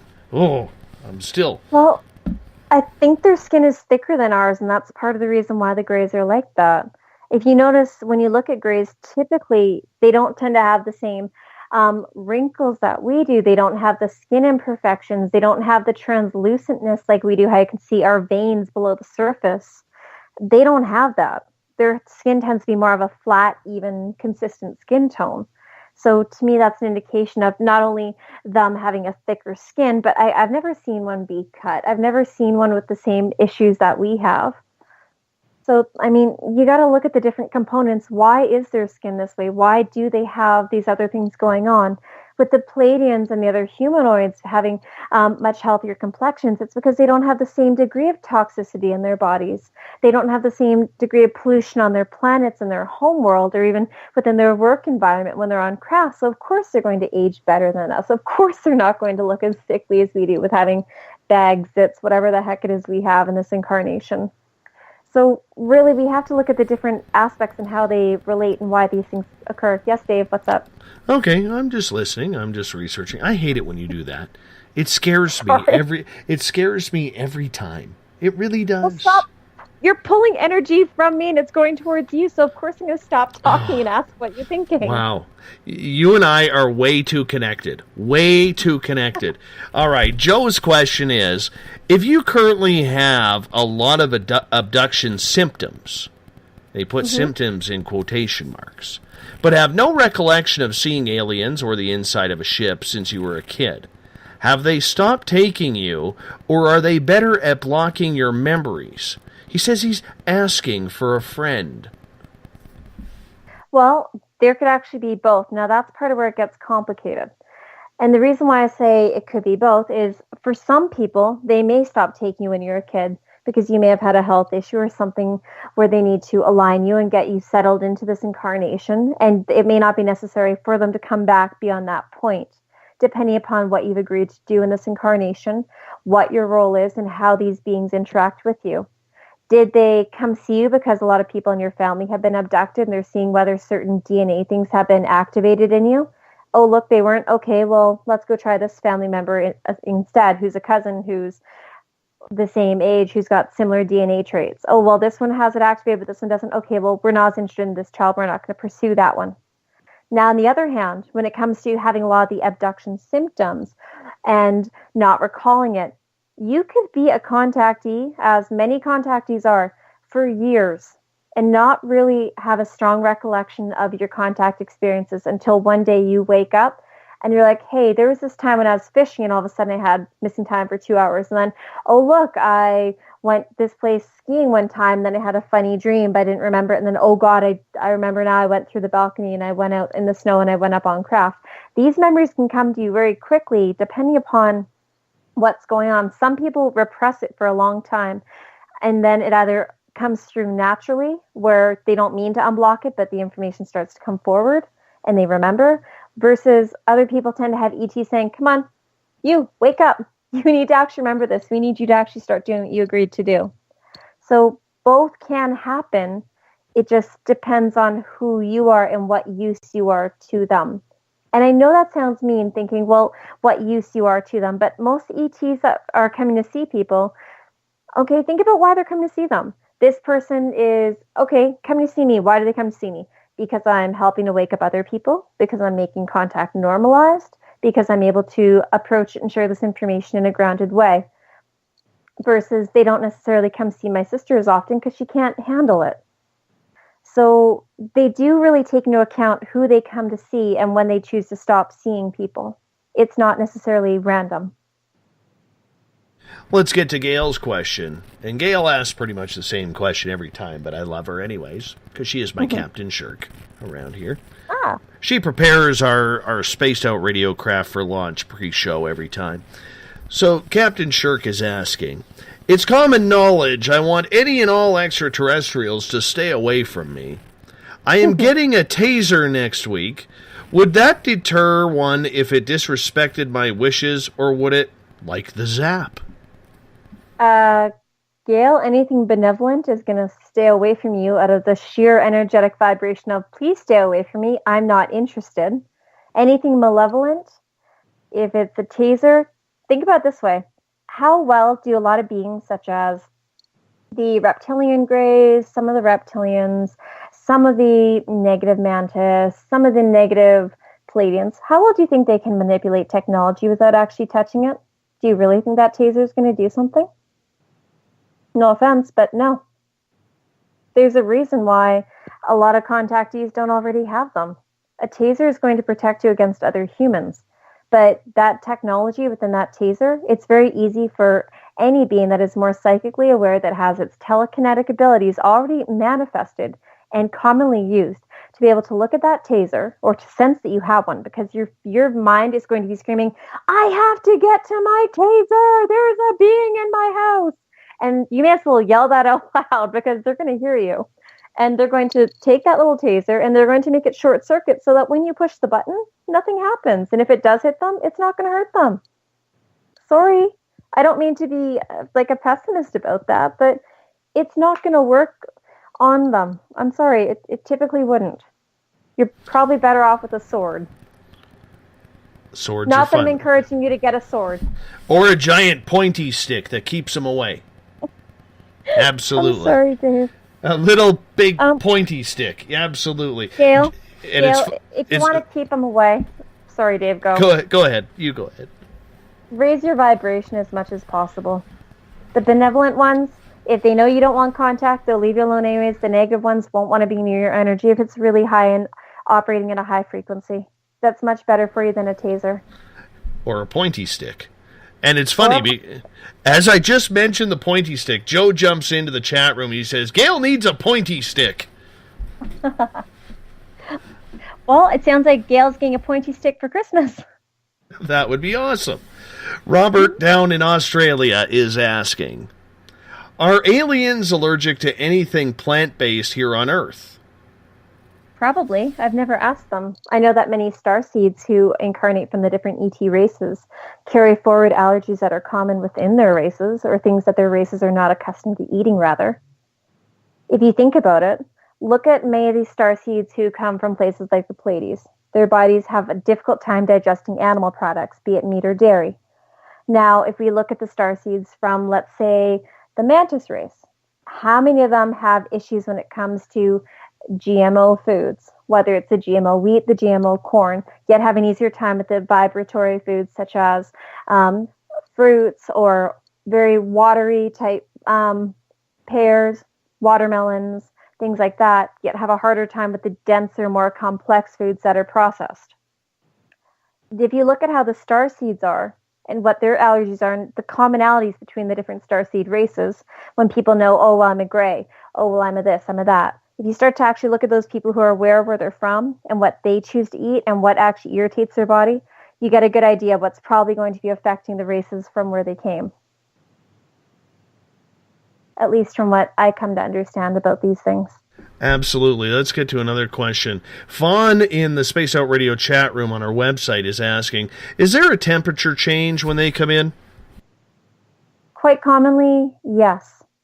Now, think of it this way, Fawn.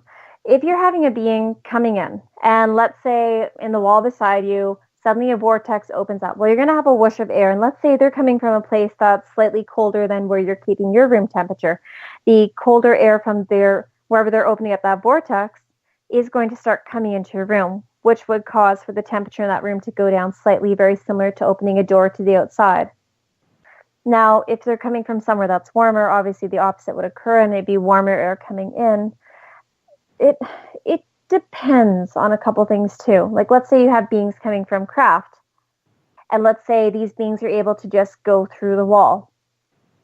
And these beings don't necessarily have to open a door, open a window, or use a vortex, yet they're able to change their property state, their body, to being solid, to be able to pass through wall to solid again, in which case there would be no room temperature change. There'd just be a shift in the energy that the being is emitting, because that'd now be like turning on a fan or turning on a light, how you now feel that different energy shifting or moving around, not necessarily temperature change. Did I send you the picture of R. Keith Andrews' picture of the Pleiadian? Did I send you? I thought I did. I don't think so. I can check, but I don't think so, not offhand. I'll send it to you right now. Okay, let's see. Okay, give me a couple seconds here, because old Davey's going to take a second here. So, for our listeners who don't know who R. Keith Andrews is our resident ET expert, which comes on the first Friday of every month. And he basically, a couple of years ago, actually had an extraterrestrial named Dawn come up to him at a UFO experiencers conference. I'm sending it right now, by the way. You should get it any second. Okay. I'm looking. Now, Dawn is a Pleiadian hybrid. He looks like a middle-aged man with gray skin. Now, a lot of people would say that's maybe anemic. Maybe it has something to do with bad health. But if you look at his hand and his fingernails and near his knuckles actually has blue skin. I don't have his hand in the picture, but I can see what you mean. The second one, I'm sending the hand right now. Oh, okay. So there, you got pictures of Dawn. What do you get off of Dawn? Okay, give me 1 second. Waiting for them to load. All right. Okay, 1 second. Well, you can tell he's not straight Pleiadian. He was raised here, wasn't he? I am not sure. I do know that they don't know how he got into the conference or how he left. Okay, 1 second. Let's see here. Well, what's interesting around Dawn is, like many Pleiadians, they tend to have very symmetrical features. His eyes are about the same, which is good. Same when it comes to his nostrils. I noticed that when it comes to a lot of Pleiadians, they do tend to have healthy coloring, and even though he does have a slight bluish tinge near his eyes, that could be due to different oxygen levels from where he is versus where he was before then. I don't know, Dave. I will say this. His pigmentation with the people, and there were 19 people who saw him up close, his pigmentation was swirling. And obviously you're not going to get that in a photograph. No, 1 second. No, but one thing that looks interesting is if you ever end up meeting Pleiadians and you end up actually having your energy near theirs, they're not as expressive as we are. We tend to actually, this is going to sound funny, but we tend to actually wrinkle our foreheads more. We tend to have very expressive, kind of ridiculous facial expressions a fair bit, versus theirs tend to be more consistent, more thought out. He looks like he's a little bit taken aback at this moment. I don't know, Dave. Apparently that was his first photograph. Well, that could be why he looks taken aback, like he's not sure of how to react to it. Really? Oh, I wish I had like a full body image of this man. Yeah. I'll see what else I got here. If you could get me another picture of him, that'd be great, because there's more than just his energy coming through. All right. Let me see what I got here. I only have the one photograph, but I've zoomed in on a few different areas. Let me get a picture and send it to you that is a little zoomed out. How about that? And all the people, all the people are like, what's going on? What you know? Why are we talking about a picture? We're talking about a picture, man. This is radio. That's okay. For those of you who can't see, he looks like he's in about his mid-50s. He looks like he has a very gentle soul, like he does have a gentle energy to him. He does have a slightly confused look upon his face, which is fine. But I don't know. When it comes to Pleiadians, like he does have the higher cheekbones, which they tend to have. But there must be a lot of earth features coming through with him, because they don't typically, even the older ones that I've ended up seeing, they don't tend to have a lot of body fat. They tend to have it's like their energy is very focused on where it's going. Like there's not an excess buildup anywhere. Like I've never met a Pleiadian who is overweight. I know the Starseed ones that are here, totally different story. But the ones that I've met that are from out there, no, their bodies tend to be very healthy, very, how can I explain it? Very similar to people who do yoga is probably the best way I can describe it. Toned, but not really overly muscular. Like if you ever meet reptilians, very muscular, very concise energy. It looks like it's, how can I describe this? Kind of like a soldier if you meet reptilians. Versus Pleiadians do feel very yoga to me, in the sense that they are more free, more expressive, more creative. But he doesn't really seem to have that creativity with him. That's the part that's kind of throwing me off, Dave. 1 second. Very interesting. Oh, thank you. Better. This has much better coloring. Now I see what you mean. He does look kind of bluish. But that's odd. Yes, he does look blue. And apparently our signal is questioning about whether or not a lot of people are having troubles with our signal right now. I don't know what's going on. Okay, people are getting it back now, so I do apologize. So, yeah, keep on rolling. You're looking at that next picture, and what do you think? When it comes to a lot of the Pleiadian males I've met, they're typically around 6 or so feet, if not taller. So he'd definitely be on the smaller side of this. Although I don't know, Dave. Something about him's not fully resonating. He's not just Pleiadian. I'm sorry. There's no way he's like just Pleiadian human. There's something else in there. And I keep getting some form of gray coming through, or something very similar to that form. Because there is more than just Pleiadian there. I'm sorry, but that's what I get around it. Which probably isn't going to be what you want to hear. Well, if it happens, it happens, you know. I like him. Like, I feel like he's a safe individual. I feel like he does have a lot of G DNA. He feels like he is a very intuitive man. He feels like he's very empathic, especially. But he looks very overwhelmed, which could be due to his empathic nature. His too many energies, too many people, too much going on for him to really process and be in that moment. Mm-hmm. Interesting.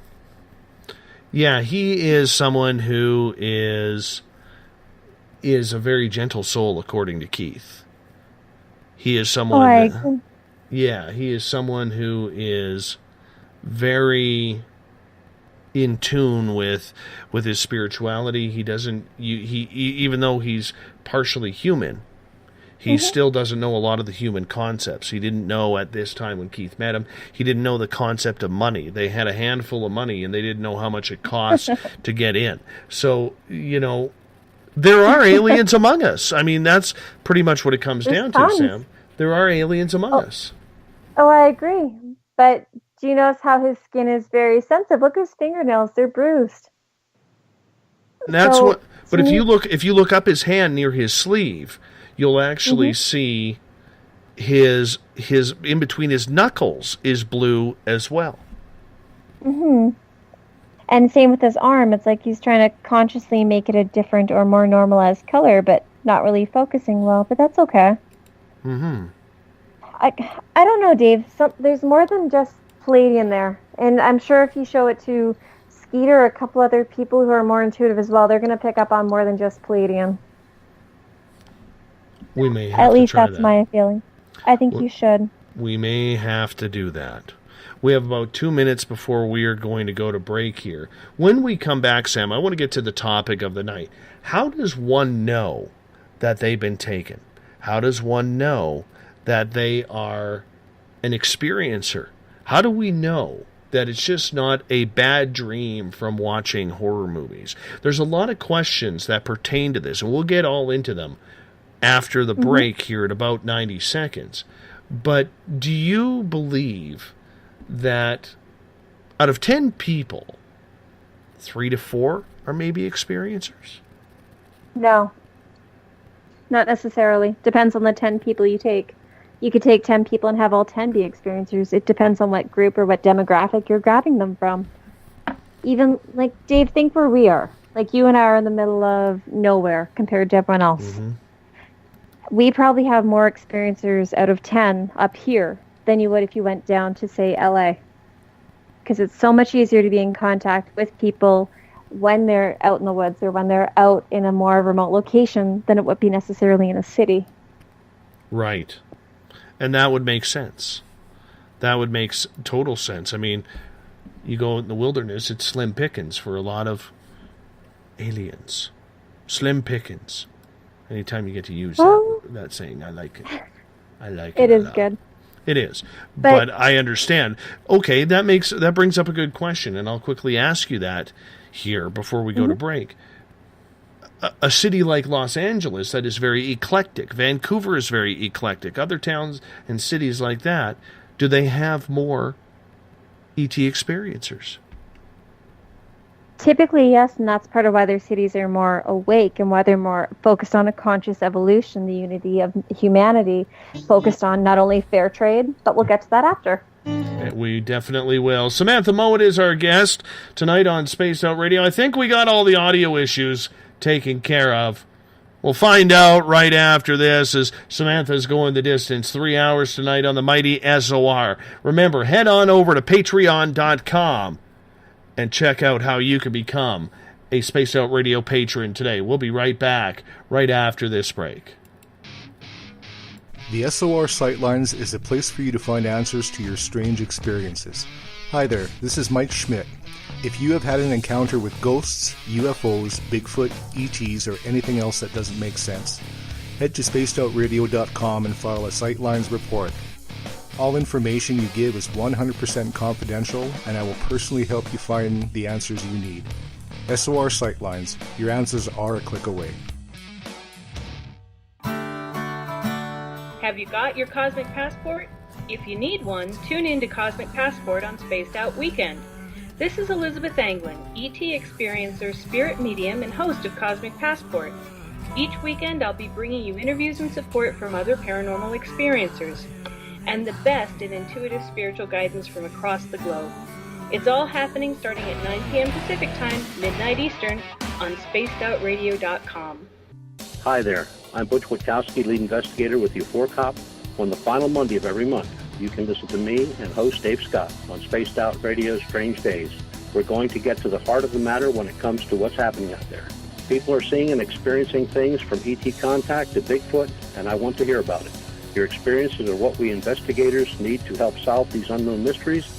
So tune in at spacedoutradio.com to the final Monday of every month from Butch Witkowski's Strange Days. Visit purpleplates.com today. For over 40 years, the Purple Energy Plates have been delivering amazing results for their many customers. Inspired by the great genius Nikola Tesla, the harmony, healing, and energetic effects of the plates have proven over and over to be beneficial and often miraculous to thousands of customers. With their money-back guarantee and the many benefits, how can you afford not to get one? Check their site for daily specials and choose from their many energy products. You won't be sorry. Visit them today at purpleplates.com for mind, body, and spirit, and expect a miracle. This is your medium, Joanna, from Spaced Out Weekend, 2 mediums and a large. I would love it if you would come and join us with host James Tyson every other Sunday on Spaced Out Weekend. Together, we will take your calls and your questions live. Our goal is to provide you with a positive outlook on deep questions that you may have. Questions regarding love, relationships, money, or whatever else is on your mind. Come and check us out at spacedoutradio.com. Have you checked out the SOR Spacewire at spacedoutradio.com yet? Every day we post the latest stories regarding the weird, strange, and completely unbelievable. From cryptid and UFO sightings to the conspiracy world, we tackle it all. Hi there, I'm Eric Markham, Spaced Out Radio's news director for the SOR Spacewire. And if you have a story, I want to hear it. Email me at news@spacedoutradio.com. Patrolling the Pacific Northwest, we are always on the lookout for the strange and unassuming stories that real people are experiencing. Hi, I'm Vincent Zunza from Pacific North Weird. Me and Alexandra Sullivan have teamed to bring to you those odd stories that never seem to make it into the mainstream. Stories so weird that will leave you scratching your head wondering, is this real? It's as real as it gets with Pacific North Weird. You can watch our videos right here at spacedoutradio.com. Become more intimate and interactive with Spaced Out Radio. Join our Space Travelers Club with your new membership. For $5 a month, we'll provide you with special access to the website, monthly prize draws from books to psychic readings, along with monthly newsletter, private interviews, and more. Sign up today to be part of Spaced Out Radio's experience. Looking for a place to advertise at a very reasonable cost? Look no further than Spaced Out Radio. SpacedOutRadio.com has an advertising tab that you can click to check out our daily, weekly, and monthly packages to play on the radio, or our website including social media. From commercial spots to banners, we have it all. Check out our competitive pricing today. Don't have time to listen to Spaced Out Radio live? Wherever you are, the car, the office, the shower, or even if you're traveling, we're right here for you. Each Spaced Out Radio show can be found on iTunes, TuneIn, and on our YouTube channel, Spaced Out Radio Show. It's the perfect way for you to catch up on our shows. For more information, just head over to our website, spacedoutradio.com, and tune in to us today.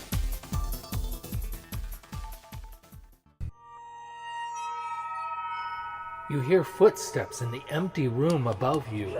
A rocking chair begins rocking by itself. Don't be afraid of the things that go bump in the night. Reach for Spirit Storybox, the iPhone app the Huffington Post UK called the only ghost hunting app you will ever need. Spirit Storybox. The spirits are telling their stories. Are you listening? Strange creatures lurking in the night, the sounds of wood knocking in the forest, odd happenings right out of a fictional world. These are the reports I love.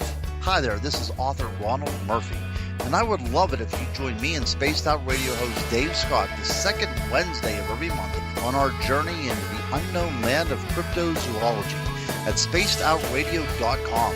From Mothman to Frogman and everything in between. Hey, they don't call me the crypto guru for nothing. Did you know that Spaced Out Radio runs 7 days a week? Hi, it's James Tyson from Spaced Out Weekend. Every Saturday and Sunday night, starting at 9 p.m. Pacific, midnight Eastern, you can join me and my guests for some great chatter about what's going on out in the universe, or even in that dark part of the basement you really don't want to go back into. Well, let's find the answers to your experiences together. So come on up to Uncle Jimbo's cabin on the weekend. For more information, look us up at spacedoutradio.com. The views and opinions expressed by tonight's guest and topic of discussion do not necessarily represent the official policy or position of Spaced Out Radio, Spaced Out Weekend, Spaced Out Radio Limited, its hosts, syndicated carriers, or anyone associated with this broadcast. You're listening to Spaced Out Radio with Dave Scott. Follow Dave on Twitter at Spaced Out Radio and hashtag Spaced Out Radio, and on Facebook Spaced Out Radio Show. Now, back to the program. A child grew up too fast, went running wild. Now we don't know who to pray to anymore. Welcome back to the final hour of Spaced Out Radio tonight. I am your host, Dave Scott. Good to have you along for the ride. I do want to update, because I am having some snafus around the studio tonight in Uncle Jimbo's cabin, which is looking luxurious as usual. But my one computer has decided to crash on me. So if you're watching on Facebook or on the Space Out Radio chat room, I am blind to you right now. I am working on that. Let's call it efforting to get that going. Because anytime you can use the word efforting, that's a good thing. But the main thing is we're up and running. Everything seems to be going smooth now. So we will get to hour number 3 with Samantha Mowat here momentarily. Tomorrow night on the show, we start a brand new feature because we get a lot of our American listeners saying, hey, how come we never hear any ghost stories from Canada? And us being up here in Canada, we decided to do a monthly feature called Ghosts of the Great White North. I will be co-joined by Mike Morin from the Canadian Paranormal Society. And we will be hosting in Uncle Jimbo's cabin starting at 9 p.m. Pacific, midnight Eastern time at spacedoutradio.com. Hey, if you want to follow us on social media, you can do so on Twitter at Spaced Out Radio. Give our Facebook page a like, Spaced Out Radio Show. You can tune us in on TuneIn, download this show and others on iTunes. We are also on RadioGuide.fm, TalkStream Live, and on Stitcher. Our website is spacedoutradio.com, where we have a plethora of features for you, including joining the SOR Space Travelers Club for $5 a month. And you can also go to patreon.com, become a Spaced Out Radio patron for as low as $1. We got some really cool features on there for you, so make sure you check it out today. Bill Cardwell, I cannot get to your password for this hour because my other computer is down, but Bill sets a password each and every night on this show. Hey, I do want to remind you, we are live on WQEE 99 Rock the Key down in Noonan, Georgia. We're also live on the United Public Radio Network on 107.7 FM in New Orleans and over 160 countries around the world. Good to have you with us. We're also live in Las Vegas on Renegade Talk Radio and on Revolution Radio, which is a donation station financed by you, the valued listener. Head on over to freedomslips.com and donate today.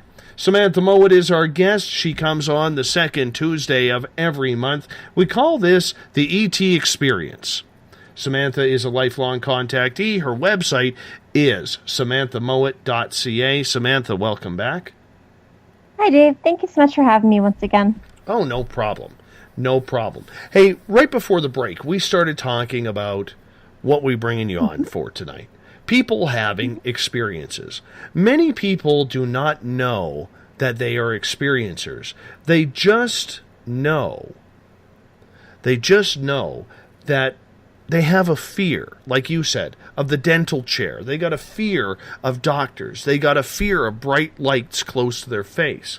They can't figure out why. How does one know whether or not they are an experiencer? Well, one of the simplest ways to know whether you are an experiencer or not is if you take that moment and actually ask yourself, do I have something like contact going on? And if we actually listen to ourselves and not really have an attachment to the answer one way or another, you'll have that feeling of, yes, it is, or no, it's not. Now, you may think, okay, well, Samantha, how's it that easy? How can I possibly just know whether I'm having this or not? Well, whether ETs are erasing things from your mind or whether you've had contact since you were a child or not, you will have that remembrance within yourself as to whether something is going on. And it could be as simple as that memory of something, knowing that something's not quite right, knowing that you're not necessarily remembering everything, and having that feeling of I'm always searching, I'm always looking for that answer. I'm trying to always have that deeper understanding of who I am and what's going on and what this all means. That is the most common thing that a lot of contactees and abductees have, is that deep inner yearning to know more of what's going on around them. And that should be the first clue to someone of, hey, maybe I'm having contact going on because I'm obsessively looking for answers with everything. Much like you and many of your listeners, Dave. So if someone wants to try and recall whether or not they've had that experience, what do you recommend? I would recommend finding a very good hypnotherapist who has a lot of experience when it comes to regressing people who have had abduction. I don't necessarily recommend going to your best friend and getting them to walk you through a past life regression or to walk you through a regression, because when it comes to a lot of contact, if you're walking someone through it, you may encounter things such as, let's say, trigger points in their mind. They may end up hitting a wall constantly. And if you're hitting a wall, you want someone who's going to be able to take you around that safely without necessarily opening up too much at once and causing a lot of fear to come in. Or say someone who's actually very used to walking through people through these experiences. So let's say someone went to a hypnotherapist, and this hypnotherapist was used to doing alien abductions. They would know not to give suggestions of, oh, you see a light, do you see a gray? Rather, they'd say, oh, you see a light. Okay, tell me more. Do you see anything? What are you sensing? And they would have that person asking, or they'd ask that person very well thought out questions and have an awareness of how to move forward without necessarily bringing in the fear, but allowing for that person to organically bring through what they recalled and what they had without giving that their personal opinion and objectives within their subconscious. The last thing you want is to go to someone who actually makes it more difficult, and then someone else having to undo what that person did and then getting to the issue. So definitely a hypnotherapist if you can. Now, what if a person, say, lives in a small town like I do, where they absolutely do not have that type of accessibility? You might be able to find one that does it over the phone or Skype. Or you might have to travel for it. You are able to ask your guides to bring forward someone who would be able to do this job well for you. But I would be very reluctant to go see someone who didn't have experience around helping people who've gone through contact. If you're someone who suspects you're having contact and you just go to the first hypnotherapist in the book and you don't necessarily look into whether that person is open to this idea, in which case you might be going to see someone who doesn't believe in abduction at all and says, you don't need to be regressed, you're crazy, you need to go get serious help, when in reality you're having ET contact. In which case going on medication isn't really going to change anything, it's just going to be you having alien contact on medication. So, do you see what I mean? Absolutely. A question coming from Twitter at #SpacedOutRadio. This one comes from Canadian Joe. He is asking, victims of abuse are made to feel isolated from family and friends. Do abductees have the similar experience? From what I've come to understand by many other abductees, yes, many of them do. Quite a few abductees will try to share with their families. Sometimes the families aren't receptive to hearing the information, and they may say to the person, you need serious help. Although when people are born into families of abductees, they will often get the opposite response. They'll get, okay, what did you experience?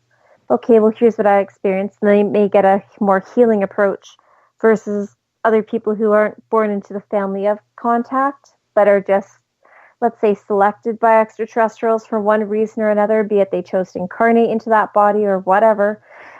It can be a very isolating and frightening experience where you may question your sanity. Do you find then that maybe too many people have, whether it's a positive or negative experience, have some sort of trauma that absolutely affects them as maybe abuse would? Yes, very much so. You may have these wonderful beings coming to you. Let's say you get picked up by the Greys, and the Greys take you to see some mantis beings because they sense that you're having heart issues and that you require an implant to regulate your heart so you don't necessarily go into a heart attack throughout your life. then if you did not know that they were putting this implant into your body for your own health and benefit, then the Greys abducting you and the mantis working on you could actually be very fearful, and you may not remember the entire encounter. You may just feel as though something came to get you in the night and that you were in a chair and something happened around your heart, and then be all scared, not knowing that the encounter is actually for your own benefit and with your consideration in mind. So I do see how they could be connected that way, Dave. So when somebody, say, feels different, or they wake up in the morning, or maybe like you have had, where you've had blood on the pillow and they just can't explain it, a lot of people will try and put a human aspect on absolutely everything. I think that's a real natural thing for anybody to do. How do they decipher then, Samantha, that it isn't something human that has happened to them? What can they look for? Well, trust what you're feeling. Let's say you wake up in the morning and you had a really weird dream where you thought you dreamt about spacecraft, or you thought you dreamt about the Greys, and now you're waking up and you've got blood on your pillow. Well, then there's a pretty good chance that you were taken by them last night. Or let's say you're going through something like you're waking up and there's blood on the pillow and you can't remember your dreams at all, but your body feels like a truck hit it. I know that may sound kind of odd, but sometimes after you have a lot of these really weird MyLab encounters or extraterrestrial encounters, you may be physically exhausted due to the change in energy from when you're here in your home to going up on craft, which is operating at a different vibration. Sometimes you'll get more energy from being on craft, and sometimes you'll come back after being on craft, and depending upon what they did, you may feel quite sick. You may suddenly have a very strong cold. It really depends on what happened. So when you come home and if you're suddenly feeling very exhausted, very out of sorts, and you're not remembering your dream, you've got blood on your pillow and you feel like something's off and you're not quite remembering, then that could be an indication too that you were having contact the night before. There's really a lot of factors at play here, Dave, and it's hard to just take small scenarios and look at how contact would go, because I'm not looking at this from the point of view of someone who can't remember a lot of their contact. I do remember a lot of it, so trying to think back to those situations where I've been going, was it contact, was it not contact, what happened, can be a little bit harder for me to bring forward. So thank you for bearing with me. Not a problem. Are there signs that you would have people try to recognize? Could they see it in the mirror? I know a couple of times where I think I've been taken, and as a non-drinker, I have woken up where I feel absolutely hungover. Like I pounded back a ton of alcohol the night before. Would that be some sort of hint? That would definitely be a hint. I would take that as a sign of something definitely happened the night before, especially something medically oriented. Now, let's say, Dave, you went to bed tonight.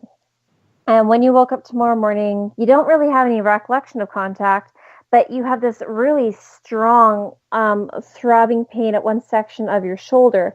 And then when you go to touch it, it feels like there's just one part that's really sensitive, like someone was gripping it or like they're holding you down. Or you may feel like there was a puncture mark, or you may feel something slightly off in a section of your body without any given reason for it to feel that way. Now, when I've often discovered that I've had injections into my body or blood taken or things like that, it's not until I run my hand over an area, like let's say my arm feels funny because I had someone taking blood from me last night, and I run my hand over my vein, I'm like, ooh, ow, that's tender, or that feels funny. Oh, that's so weird. I thought something about blood last night, or I thought something about having a needle taken or something along those lines. You may have things like that going on where it's just that faint recollection, and then there's a physical sensation that kind of brings that memory forward. So really try to trust the information that you receive. Really try to trust what you recall. Even if it doesn't necessarily make sense to you in that moment, it might make sense later. It's funny because Joe just posted in the chat room, Dave, I wake up with massive hangovers when I haven't had anything to drink for weeks. That happens a lot, doesn't it? Well, that sounds like contact going on. In which case, Joe, it would be in your best interest to start recording your dreams and writing down what's going on before you go to sleep, whether you're having any paranormal activity, whether you're sensing anything moving around the house while you're getting ready for bed, or let's say Joe, when you go to bed tonight and you're laying in bed and you start to feel like, say, like there's something like pulsating, like, how can I explain it? Energy that's stronger for a second, then weaker, stronger and weaker. You may actually feel craft coming around you, or you may feel a being walking around before they actually take you. Start paying attention to what's going on around you before you go to sleep and as soon as you wake up, because often they'll be leaving us and then we wake up, or they'll come around the moments before we fall asleep. It's really quite odd. What about setting traps, shall we say, or setting up things so you know whether or not you've been taken, whether it's, say, cameras in your house, or we've talked about the poker chip experiment, you know, where you put 2 poker chips on the mantle and you keep them side by side, and if you wake up in the morning and they're stacked, you know you've been taken. If you put that out there, that when you get back, I want to have those chips stacked. Is there anything like that that you would recommend anybody doing? I wouldn't necessarily recommend it, because that's asking the extraterrestrials to do something, and that's under the assumption that they're going to be courteous enough to do as you've asked. Many of the extraterrestrials, if they know that they're taking you, they might have limited time in which to collect you, take you out onto craft, and then bring you back. And when you think about what they're doing, okay, well, what is the purpose behind them collecting you? If they're collecting you for medical reasons, then they might have limited time of, okay, we're picking up Dave Scott at 11:20, and then at 11:21 we have to be many hours north in Vancouver, so let's get him in and out in the next minute, and we'll have him return by 11:15. But they may have to be, let's say, in Tokyo by 11:17. So they might not have a lot of time to actually do the simple things that we're hoping them to do. And when it comes to things like having cameras set up in our room and around our house, well, how many times do cameras all of a sudden go that staticky phase? Or you see the image look like it swirls, almost like it goes black for a second, then it looks like the image just kind of holds still, like they cut out a frame for a second. Things like that happen a lot with these beings. They're able to manipulate a lot of technology, as we had discussed earlier when it came to Gail and her taser. If the simple fact that when craft is coming around, often our DVD players end up shooting out, and our clocks do funny things, and our smartphones start acting funny. Technology is funky with them. It doesn't necessarily work the same when these different vibrations are coming around, whether it's through their own ET equipment, their own craft, or from the vibration being emitted by the beings themselves. So I don't necessarily recommend the poker chips or trying to put up cameras, but you're more than welcome to try and to ask. Are there signs during the day that someone may be able to look at in themselves or within themselves to think or know that something is going to happen later on? Well, for me, I ask to be shown a blue butterfly if they're going to come collect me, because I got very frustrated with them coming at the most random of times and not giving me warning. Dave, let's face it, there's nothing worse than, let's say, wearing just your underwear to bed and then finding yourself in an encounter where you're walking from outside in a cabin in the woods and then you're going out into a craft and you're stuck walking 100 feet in the snow. You're going to want to wear something other than just a nightie, right? You're going to want to wear pajama pants and a long sleeve. So you are able to actually ask them to give you signs. But normally, if you're going to be taken that night and you're looking for like a physical sign, you may end up having periods where you start to feel kind of dizzy, like there's too much energy being focused around you. You may end up feeling like, it's 7 o'clock. I don't know why I'm so tired, but I need to go to bed right now. I'm just utterly exhausted, which is funny because I haven't done anything different today, but I feel like I need to go to sleep right now. Or you may get that feeling like someone's saying in your head, go to sleep, Samantha Mowat. Or you may get that feeling of, I need to go do this right now and I need to go lay down. There's some really odd voice commands that they can do when they need for you to be asleep at a certain time, or if they need you to go outside so they can collect you. They'll often do things like that. Can people sense maybe in anxiety earlier on in the day that maybe something's going to happen? You can, if they're thinking about you and if you've formed some form of psychic bond or a telepathic connection with the beings. Let's say you're predominantly visited by one group. Well, with that one group, if they're thinking, oh, we're going to pick up Dave Scott tonight. Yay, I'm so excited. We're going to see Dave. You may start to get that feeling of them thinking about you, much the same that you would if one of your friends was thinking about you and then you call or get a phone call from them later. It could be very similar like that, where you start to feel them focusing in on your vibration and your energy. Very interesting indeed. Let's get to some questions here from our audience. Darren is asking, how many of your relatives, Samantha, don't believe you? Do you share your experiences with them? I share it with all of my relatives, and all my biological relatives believe me because they have contact. The family I married into, they don't tend to talk about it a whole lot. They just seem, okay, that's Sam, that's what she experiences, and they don't really say anything. I'm okay with that. Let's get to Milo's question. What is the most interesting message extraterrestrials have ever shared with you? Probably the fact that I was one of them was the one that blew me away the most. I didn't think I was ET heritage for a long time. I thought, okay, I'm just a contactee. I'm just from a family of contactees. And then when they started sharing that I've had different lives with them, like when I talked to the Andromedans, they shared that, well, you've been one of us before. And I've had the same thing with the Arcturians. I've had the same thing with the Palladians. When you start to meet these beings and they start to share with you the past lives that you've had with them, and they start to put their hand on your hand, or they'll put their hand on your body, and you'll start to have memory recall of when you were in that physical form in a different incarnation. And that's part of why they're working with you now.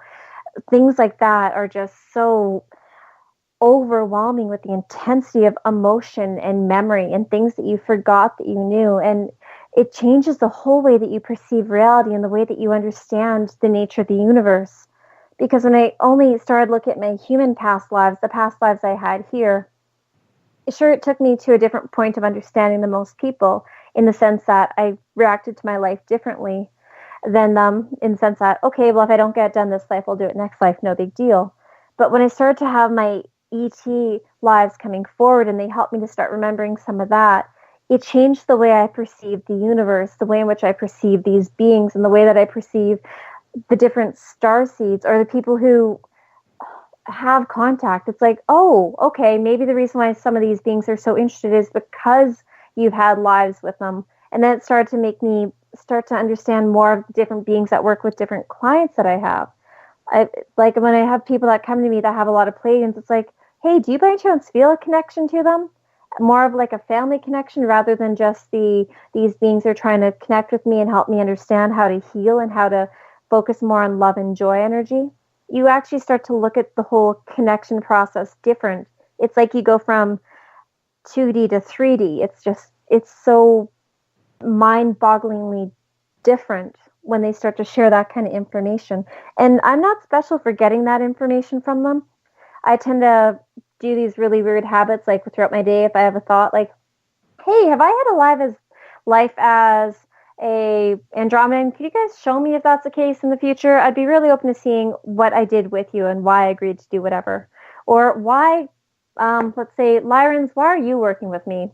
Why is it I agreed to work with you? Why did you choose to work with me? Same with light beings. I'm always asking them questions, and I'm asking them to show me these things. I don't expect to get shown the next time necessarily that I see them, but I'm just telling them in the future, I'd like for you to reveal this to me so that I have a better understanding. And I think that's one of the main differences between me and a lot of other contactees, is by asking these questions, I'm opening up the dialogue between them to share not only more information, but to share more of what we don't necessarily have the awareness to even ask at this point.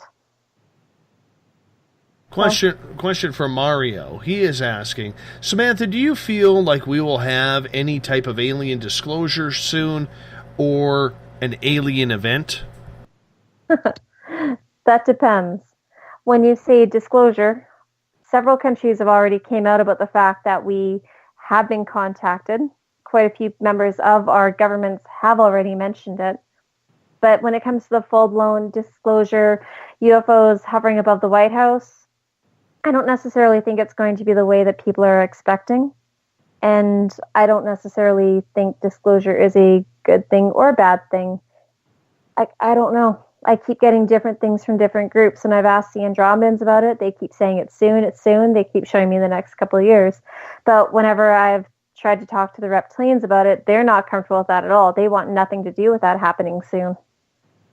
But the Pleiadians, I haven't even bothered asking them. The light beings keep saying, don't have fear, don't have fear. So really you get different messages from different groups. It's really hard to predict based upon what different ones are showing. Whenever the Andromedans have shown me anything around disclosure, they keep showing people panicking. And they keep showing it not working out in our favor.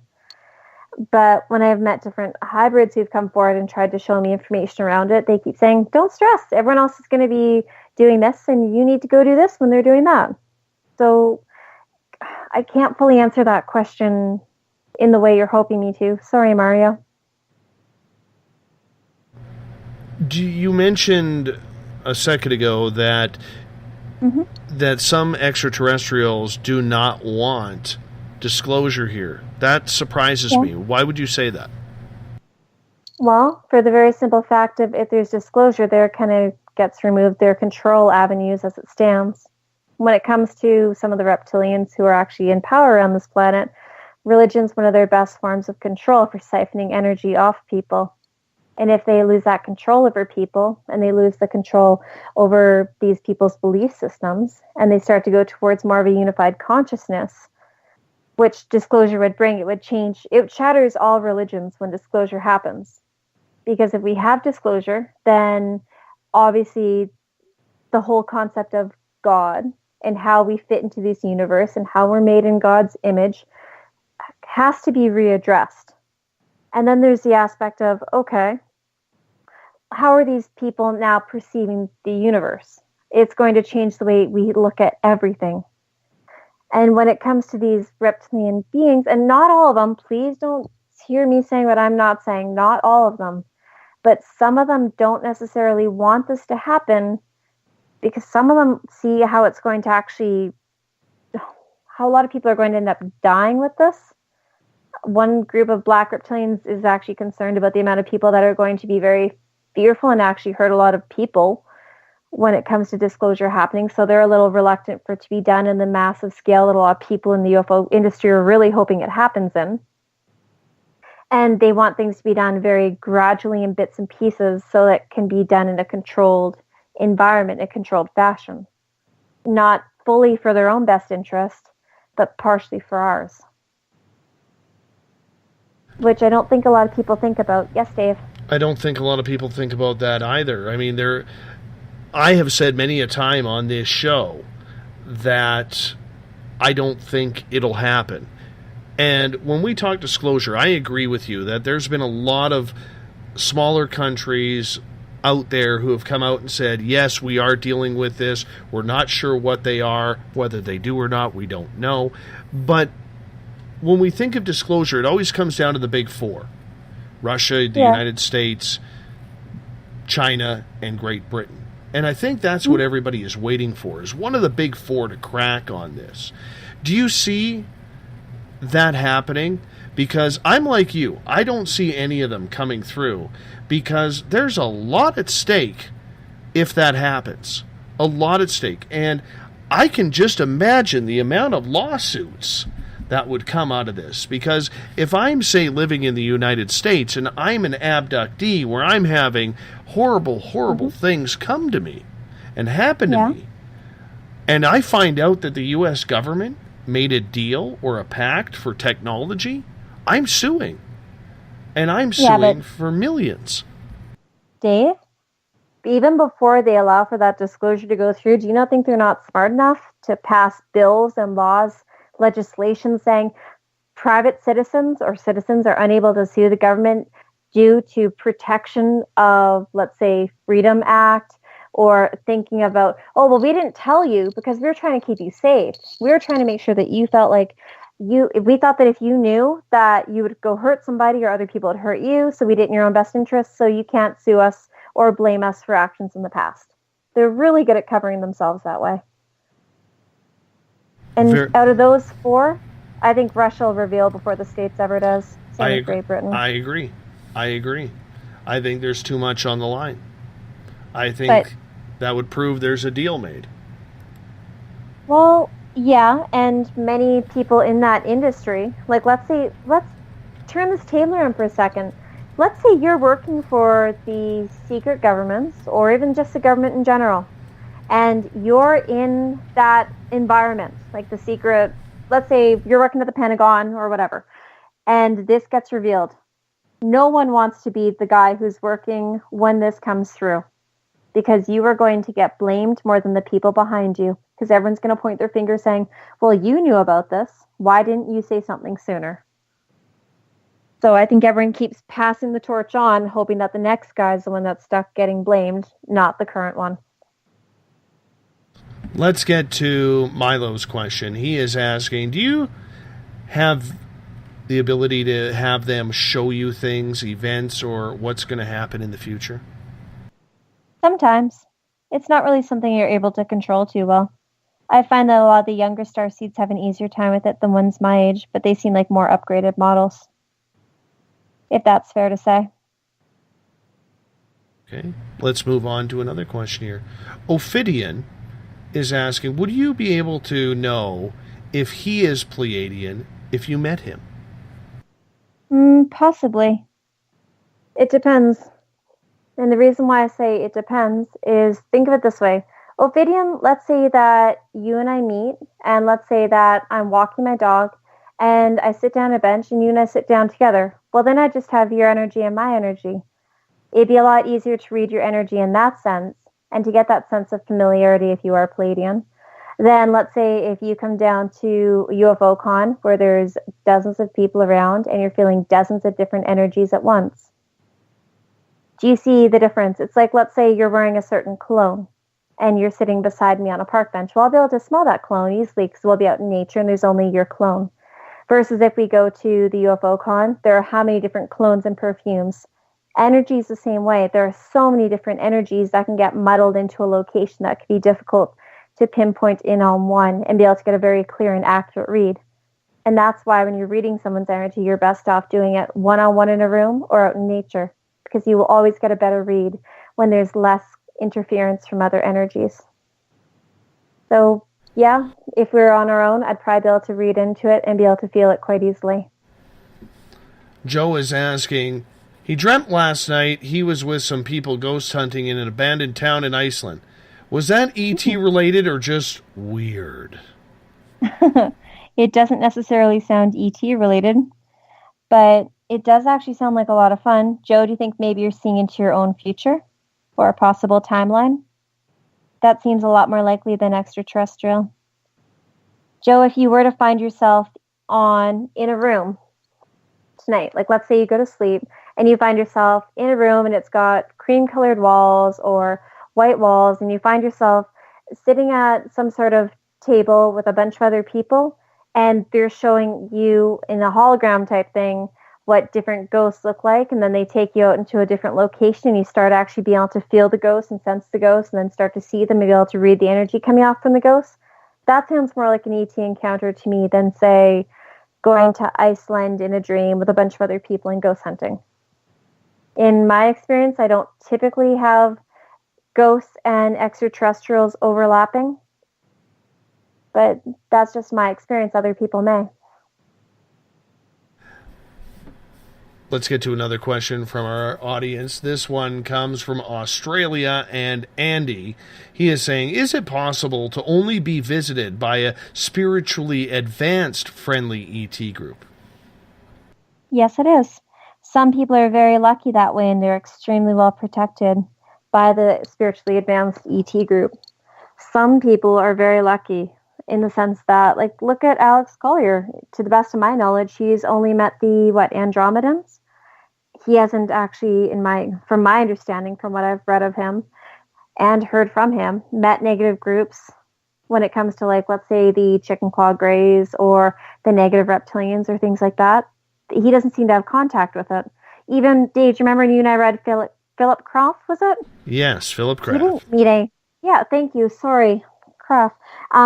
He didn't meet any negative ones, yet he had reoccurring contact with a positive group. Some people are very lucky and only have that, but I made a choice quite a while ago, to get to know a lot of the groups, in particular those who were being, let's say, misinterpreted or misrepresented, and needed a more clear, objective understanding by humanity. I agreed to meet with those groups and to get to know them and to better explain a lot more groups to people so they'd understand. Which I didn't fully think that one through, but that's okay. Darren is asking, would you travel to an alien planet if they invited you? Depends on the group. And that depends, are they freezing time? Am I able to take some of my family with me? Can I take my German Shepherd? I'm not willing to abandon everything to go. I would not miss my family or my dog just to go to another planet, which may sound crazy, but I wouldn't. And I'm sure many of you can understand that. But if you're willing to take them and me, let's go. Love Energy is asking, would you go on a Mars One mission? No. Not a chance. Knowing everything I know of Mars, not a chance. Sorry. I don't like the amount of governmental energy around there. I don't like how I've been taken there when it comes to some MyLab stuff. I don't like the fact that when I talked to Seth, the Conehead, he said the surface there wasn't safe. No, thank you. But I wish the people who are going to Mars the best of luck, and I hope they're able to come home. I don't think they will. I think it's a one-way mission. Let alone we don't know what'll happen there, especially if the secret space program already has bases up there. Yeah, it makes you wonder, why are they pretending that this is the first time they're going, and why are they using these people in primitive technology when they have much better technology already? It doesn't make sense to me. No, I hear you there. I hear you there loud and clear. Do you believe then that a lot of these paranormal experiences that people are having are the experiences of extraterrestrials in spiritual form? Not necessarily extraterrestrials, because as you've probably heard me say quite a few times, multidimensionals. Many of the beings we perceive to be extraterrestrial aren't necessarily from this dimension, and they aren't necessarily from different planets, although we assume that because they look different from us, and we're raised believing that we are the most evolved species on this planet, that these beings are inherently from somewhere else.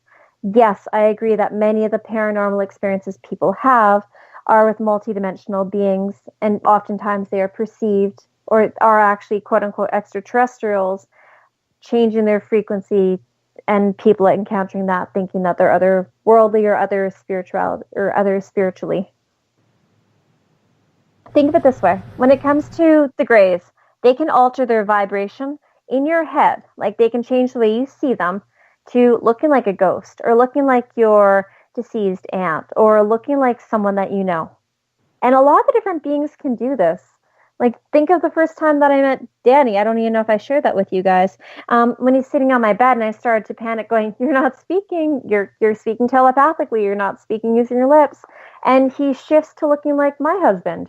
And he's sitting on my bed and he's still, and at first I'm comfortable going, oh, okay, that's fine. It was just a dream. I'm completely just going to ignore the fact I see a spinning vortex behind you in the wall. And then I look down at his lips because I'm a lip reader and realize his lips aren't moving, but I'm hearing him in my head, and that's when I panic. We all have experiences like that where we encounter these beings and we don't even realize that what we're seeing isn't necessarily what we're seeing until we start to see past the veil or through the veil.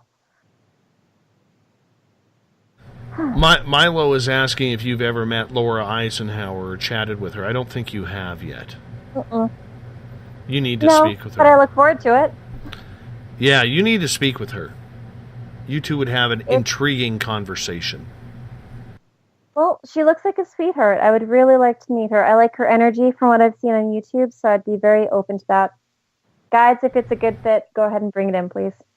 Canadian Joe is asking at #SpacedOutRadio, I just don't see how beings that travel through outer space, abduct people, perform tests, can be viewed as positive. Okay, think of it this way, Canadian Joe. Let's say you're from another dimension like the Pleiadians are. Yes, the Pleiades is a star system that is here, but a lot of locations that are on this dimension are also on other dimensions. So the Pleiadians are actually altering their vibration when they come to Earth, and they're traveling in a sense partially through time. But getting back to it, when you look at these beings, who come here, and they're altering us in the sense that they take a lot of people from the time they're very small children, teenagers, young adults, up on the craft. They're teaching them how to understand energy, how to work with water to clean its vibration. For those of you who don't know, when you're actually working with water or you're drinking water and you're ingesting into your body, water is a very pure energy.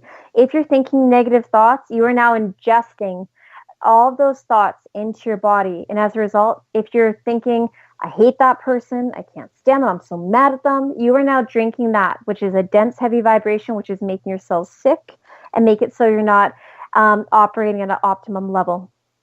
But if you're actually thinking more of the positive vibration, like, I'm so grateful for you, water, thank you, I love you, I appreciate you, then that is now going to your cells, and your cells are rejuvenating, they're fighting off cancer, they're healing disease, they're actually able to do what they're supposed to do.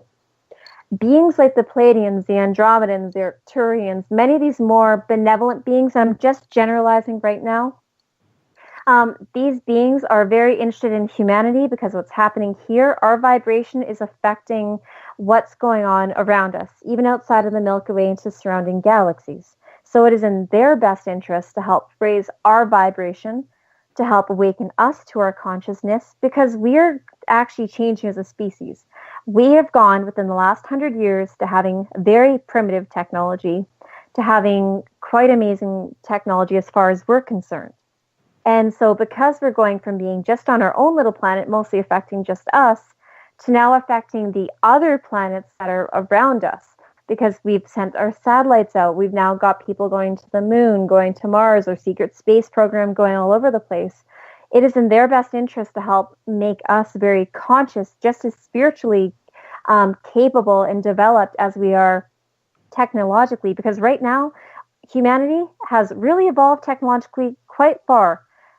And in comparison to where we are spiritually, we're still very underdeveloped. And as a result, we're damaging our planet, we're damaging each other, we're abusing our animals, we're running out of our resources because we're not thinking things through, we're not dividing things in a proper fashion to make it so that it's fair and healthy and in the best interest of all.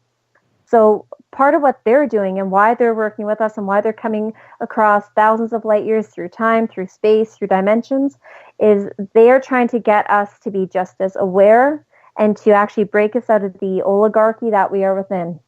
We are not free, especially not in the way you have been taught to believe. We have been born into slavery. And the more you actually start to talk to these beings, the more you're going to start to understand that they want for humanity to come back to being free again. In order to do that, we have to wake up and start becoming a unified consciousness and stop with the divide and conquer that has been going on. It's not only just bad beings coming across time and space to work with us. We have a lot of good ones. We have, in my experience, many more good groups than negative groups interested in us. But the positive ones are typically not willing to do a whole lot of intervening until we as a collective are saying, yes, please come help us. Because we are in a free will universe, and it does technically bend a few laws when they're coming down here and working with us. That is part of why they're trying to get you to wake up psychically, why they're trying to get you to be open to connection, whether it's seeing craft in the sky and feeling good about it, or talking to these different beings, all sorts of things. They're really trying to wake us up as a whole. I hope that gives you a better idea. If they are trying to wake us up, how do they wake us up?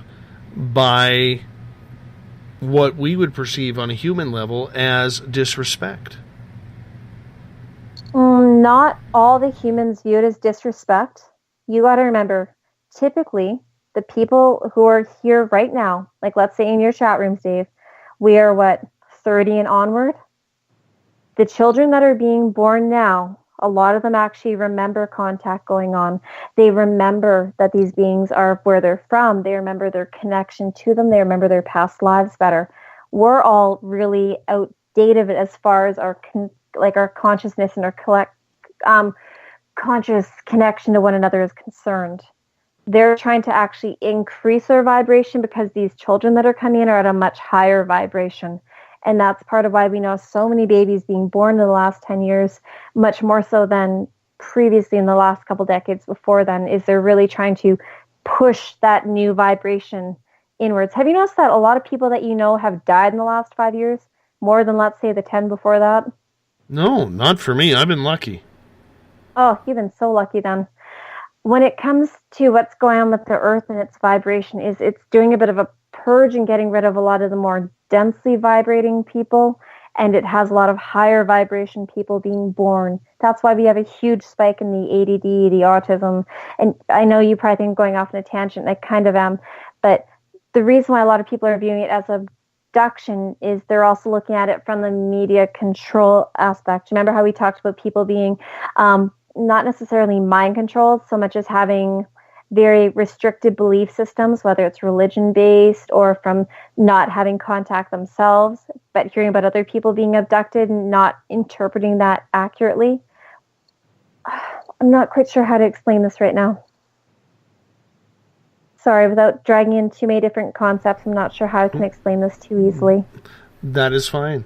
That is fine. But do you think that maybe there's too much going on here on Earth to reveal the true intent of extraterrestrials? And it's just easier to paint everything in a negative comment? Partially, yes, in the sense that most people do not have the understanding for it. But on the other hand, we have a lot of extraterrestrials, like you said earlier, who are walking around among us, who we think they're human. We think that they are our good friend Bob. And look, Bob is very much so against ETs, but we never stop to ask, okay, well, why is Bob so against them? Is Bob human? Is Bob actually an extraterrestrial who's benefiting from humanity, not knowing that there's extraterrestrials out there? And I don't mean to be negative about that. But even when I think about the reason why I boycotted Walmart, because at my local Walmart, our manager of the store is a really mean reptilian hybrid who is very aware of my energy and me going in there. When you start to look at how many beings are actually of different origins that are walking around here, who are just cloaking as humans, when you start to actually see these beings that are plugged in behind people, which if you're in a very relaxed state, you can actually see them more easily, then you start to actually look at reality differently, especially look at how these people are approaching this disclosure concept or about the extraterrestrial concept in general. Dave, you've talked about trolls in the past, leaving messages, whether it's on Facebook, Twitter, YouTube, whatever, all being very, very negative about what it is you're doing. A lot of those people do have these beings connected into them, whether they're being hosted or whether they're hybrids themselves or whether they're actually just these extraterrestrials showing the identity of a human when really they're just walking around their true form, yet showing the image of, let's say, Bob. It's more complex than most people understand, and I do believe that most people will have a much better idea over the next 20 years. I want to give them a lot of credit because I think they will just continue to wake up. And people are awakening very quickly now. Joe wants to know, Samantha, if Carl, the gray alien at my window, will ever come back. Of course he will, Dave. He's interested in you. Why would he ever leave you alone? You might not be able to see him, but that doesn't change the fact he'll still be very interested in you. Dave, you know as well as I do, you can look out a window and sense them. When they're out there, you might not be able to see them, but you can feel them when they're watching you. Our Keith Andrews tends to think that, from what he picked up, that I wasn't supposed to see him, and he probably got in trouble for doing that. But nonetheless, his curiosity kind of got the better of him. Is that something you would agree with in that situation? I would say so, because a lot of them get, well, not necessarily in trouble, but a lot of them get very excited. Oh, yay, I really like his energy, and they get distracted in that moment, especially if they're typically cloaking, so that they're in that partially phased in or phased out stage, as we had talked about earlier, where you can kind of see the heat waves moving around. Like, let's say the ET is like, oh, Dave can feel me. Yay, oh, good, Dave can feel me. Oh, crap, I let my shield down and Dave saw me. In which case, he might be told, look, Carl, in the future, you need to be more aware of this until we are shown that you're able to hold this vibration and actually not be revealed to humans. We're not going to let you see Dave until you show us that you can do this, and it's not acceptable for you to ever do that again. you may have stuff like that going on. But Dave, when they talk about being concerned about your heart, and that's just one group, maybe part of the reason why Carl isn't able to show himself is concern for you and your health. How well would you take it if it's midnight and you're out, like, let's say, just sitting at your computer, wrapping up for the night, and all of a sudden you see Carl fully right there? How's that going to hurt you, or how's that going to affect you? Well, looking at the situation now, I think I would absolutely, I'd be taken aback. I'm not gonna BS anybody here. I would be taken aback, but I think I think with my level of maturity of what I've gone through over the last couple of years, I think I would be able to kind of quickly catch my breath and say, okay, let's do this thing. Let's see where this goes. Okay, that's fair. But I would just take into account when the Andromedans are worried about your heart, that is something you're going to have to be careful of and be very aware of when you do sense beings coming around you. Is, okay, what is my heart doing? Do I need to consciously make sure my heartbeat maintains this rhythm? That way it doesn't go out of control. And a lot of beings are very considerate. They don't want us to have any health issues. They don't want us to go into cardiac arrest. Dave, I've had a lot of beings suddenly show up in front of me, and then I'll be don't do that, I'm driving. And then they'll disappear again because they're being considerate and they don't want to, necessarily make us uncomfortable. I can understand that. We have about 3.5 minutes with you on this show. Let me ask you this about Carl. Let's stick with Carl. Do you think, and I ask this as a joke, but there is a tinge of seriousness to this. Do you think that his name could be Carl? Because that's a name that keeps coming up for me. That could be part of his name, or that could be the closest. Say, think about it this way, Dave. When it comes to our dialect, if you were to try to suddenly say your name in Chinese, do you think it would sound just like Dave? If someone only speaks in that dialect, in that tongue, do you think they could say Dave clearly? No, probably not. Now, if you think about the ET languages, and let's say Carl is the closest sound to part of his name, because a lot of them actually have quite long names, that might only be like a little snippet and the closest section or closest verbal way in which you could say part of his name. Like, let's say they couldn't say Samantha, but they could say Anne. Then they may call me Anne rather than Sam or Antha or whatever. Do you see what I mean? How it's like a portion of it? So in other words, in plain text, they just give you a nickname that's something that's close to what they can pronounce. I would say so. Why else would Danny give me Danny? Phoebe gave me some really long name and said, you can call me Phoebe. I'm like, oh, okay, Phoebe's good. I can do Phoebe. So really, at least you got a name. I don't think to ask beings for names half the time.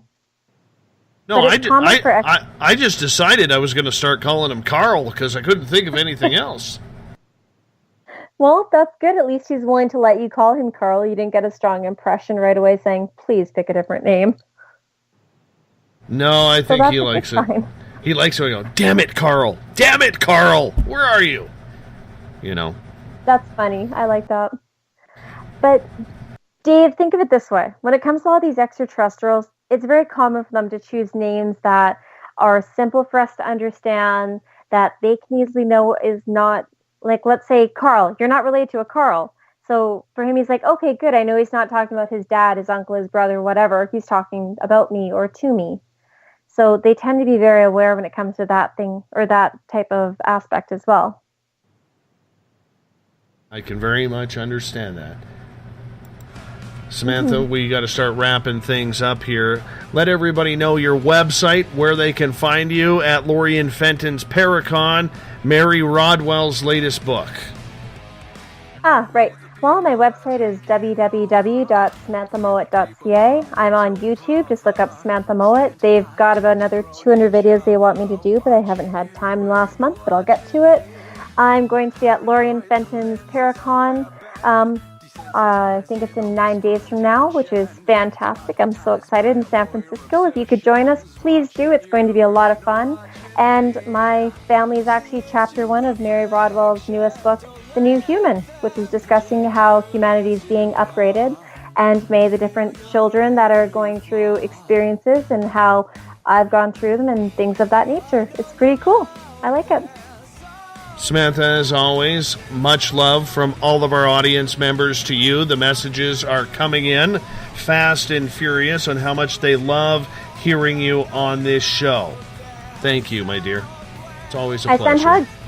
Absolutely. Thank you so much for having me. And we will take it. You hold on a second. If you were listening in on the Spaced Out Radio side, you hear Mr. Ron Bumblefoot THAL rocking us in and out of every single radio show. Bumblefoot is the official music of Spaced Out Radio. Tomorrow night on the program, Ghosts of the Great White North. I'll be joined by the Canadian Paranormal Society's Mike Morin. We're going to talk ghosts from Canada. We're going to bring in some other people as well. Hey, we're haunted up here, people. We are haunted. Let's check it out tomorrow night, 9 p.m. Pacific, midnight Eastern Time. Remember, if you want to listen to this show, all you got to do is go to our YouTube channel, Spaced Out Radio Show. Tune us in on TuneIn. Download this show and others on iTunes, RadioGuide.fm, TalkStream Live, or Stitcher. We would appreciate it. Remember, head to our website, spacedoutradio.com, where we have a plethora of features for you. And if you're looking to become a patron of ours, head over to patreon.com. That's Patreon.com. For as low as $1, you can become a patron of Spaced Out Radio. Let's do this thing, people. Let's get off this internet crap. Hit up your local stations. Tell them it's time to get Spaced Out Radio on their night. I'll talk to you in 21 hours. Mr. Bumblefoot, take us home.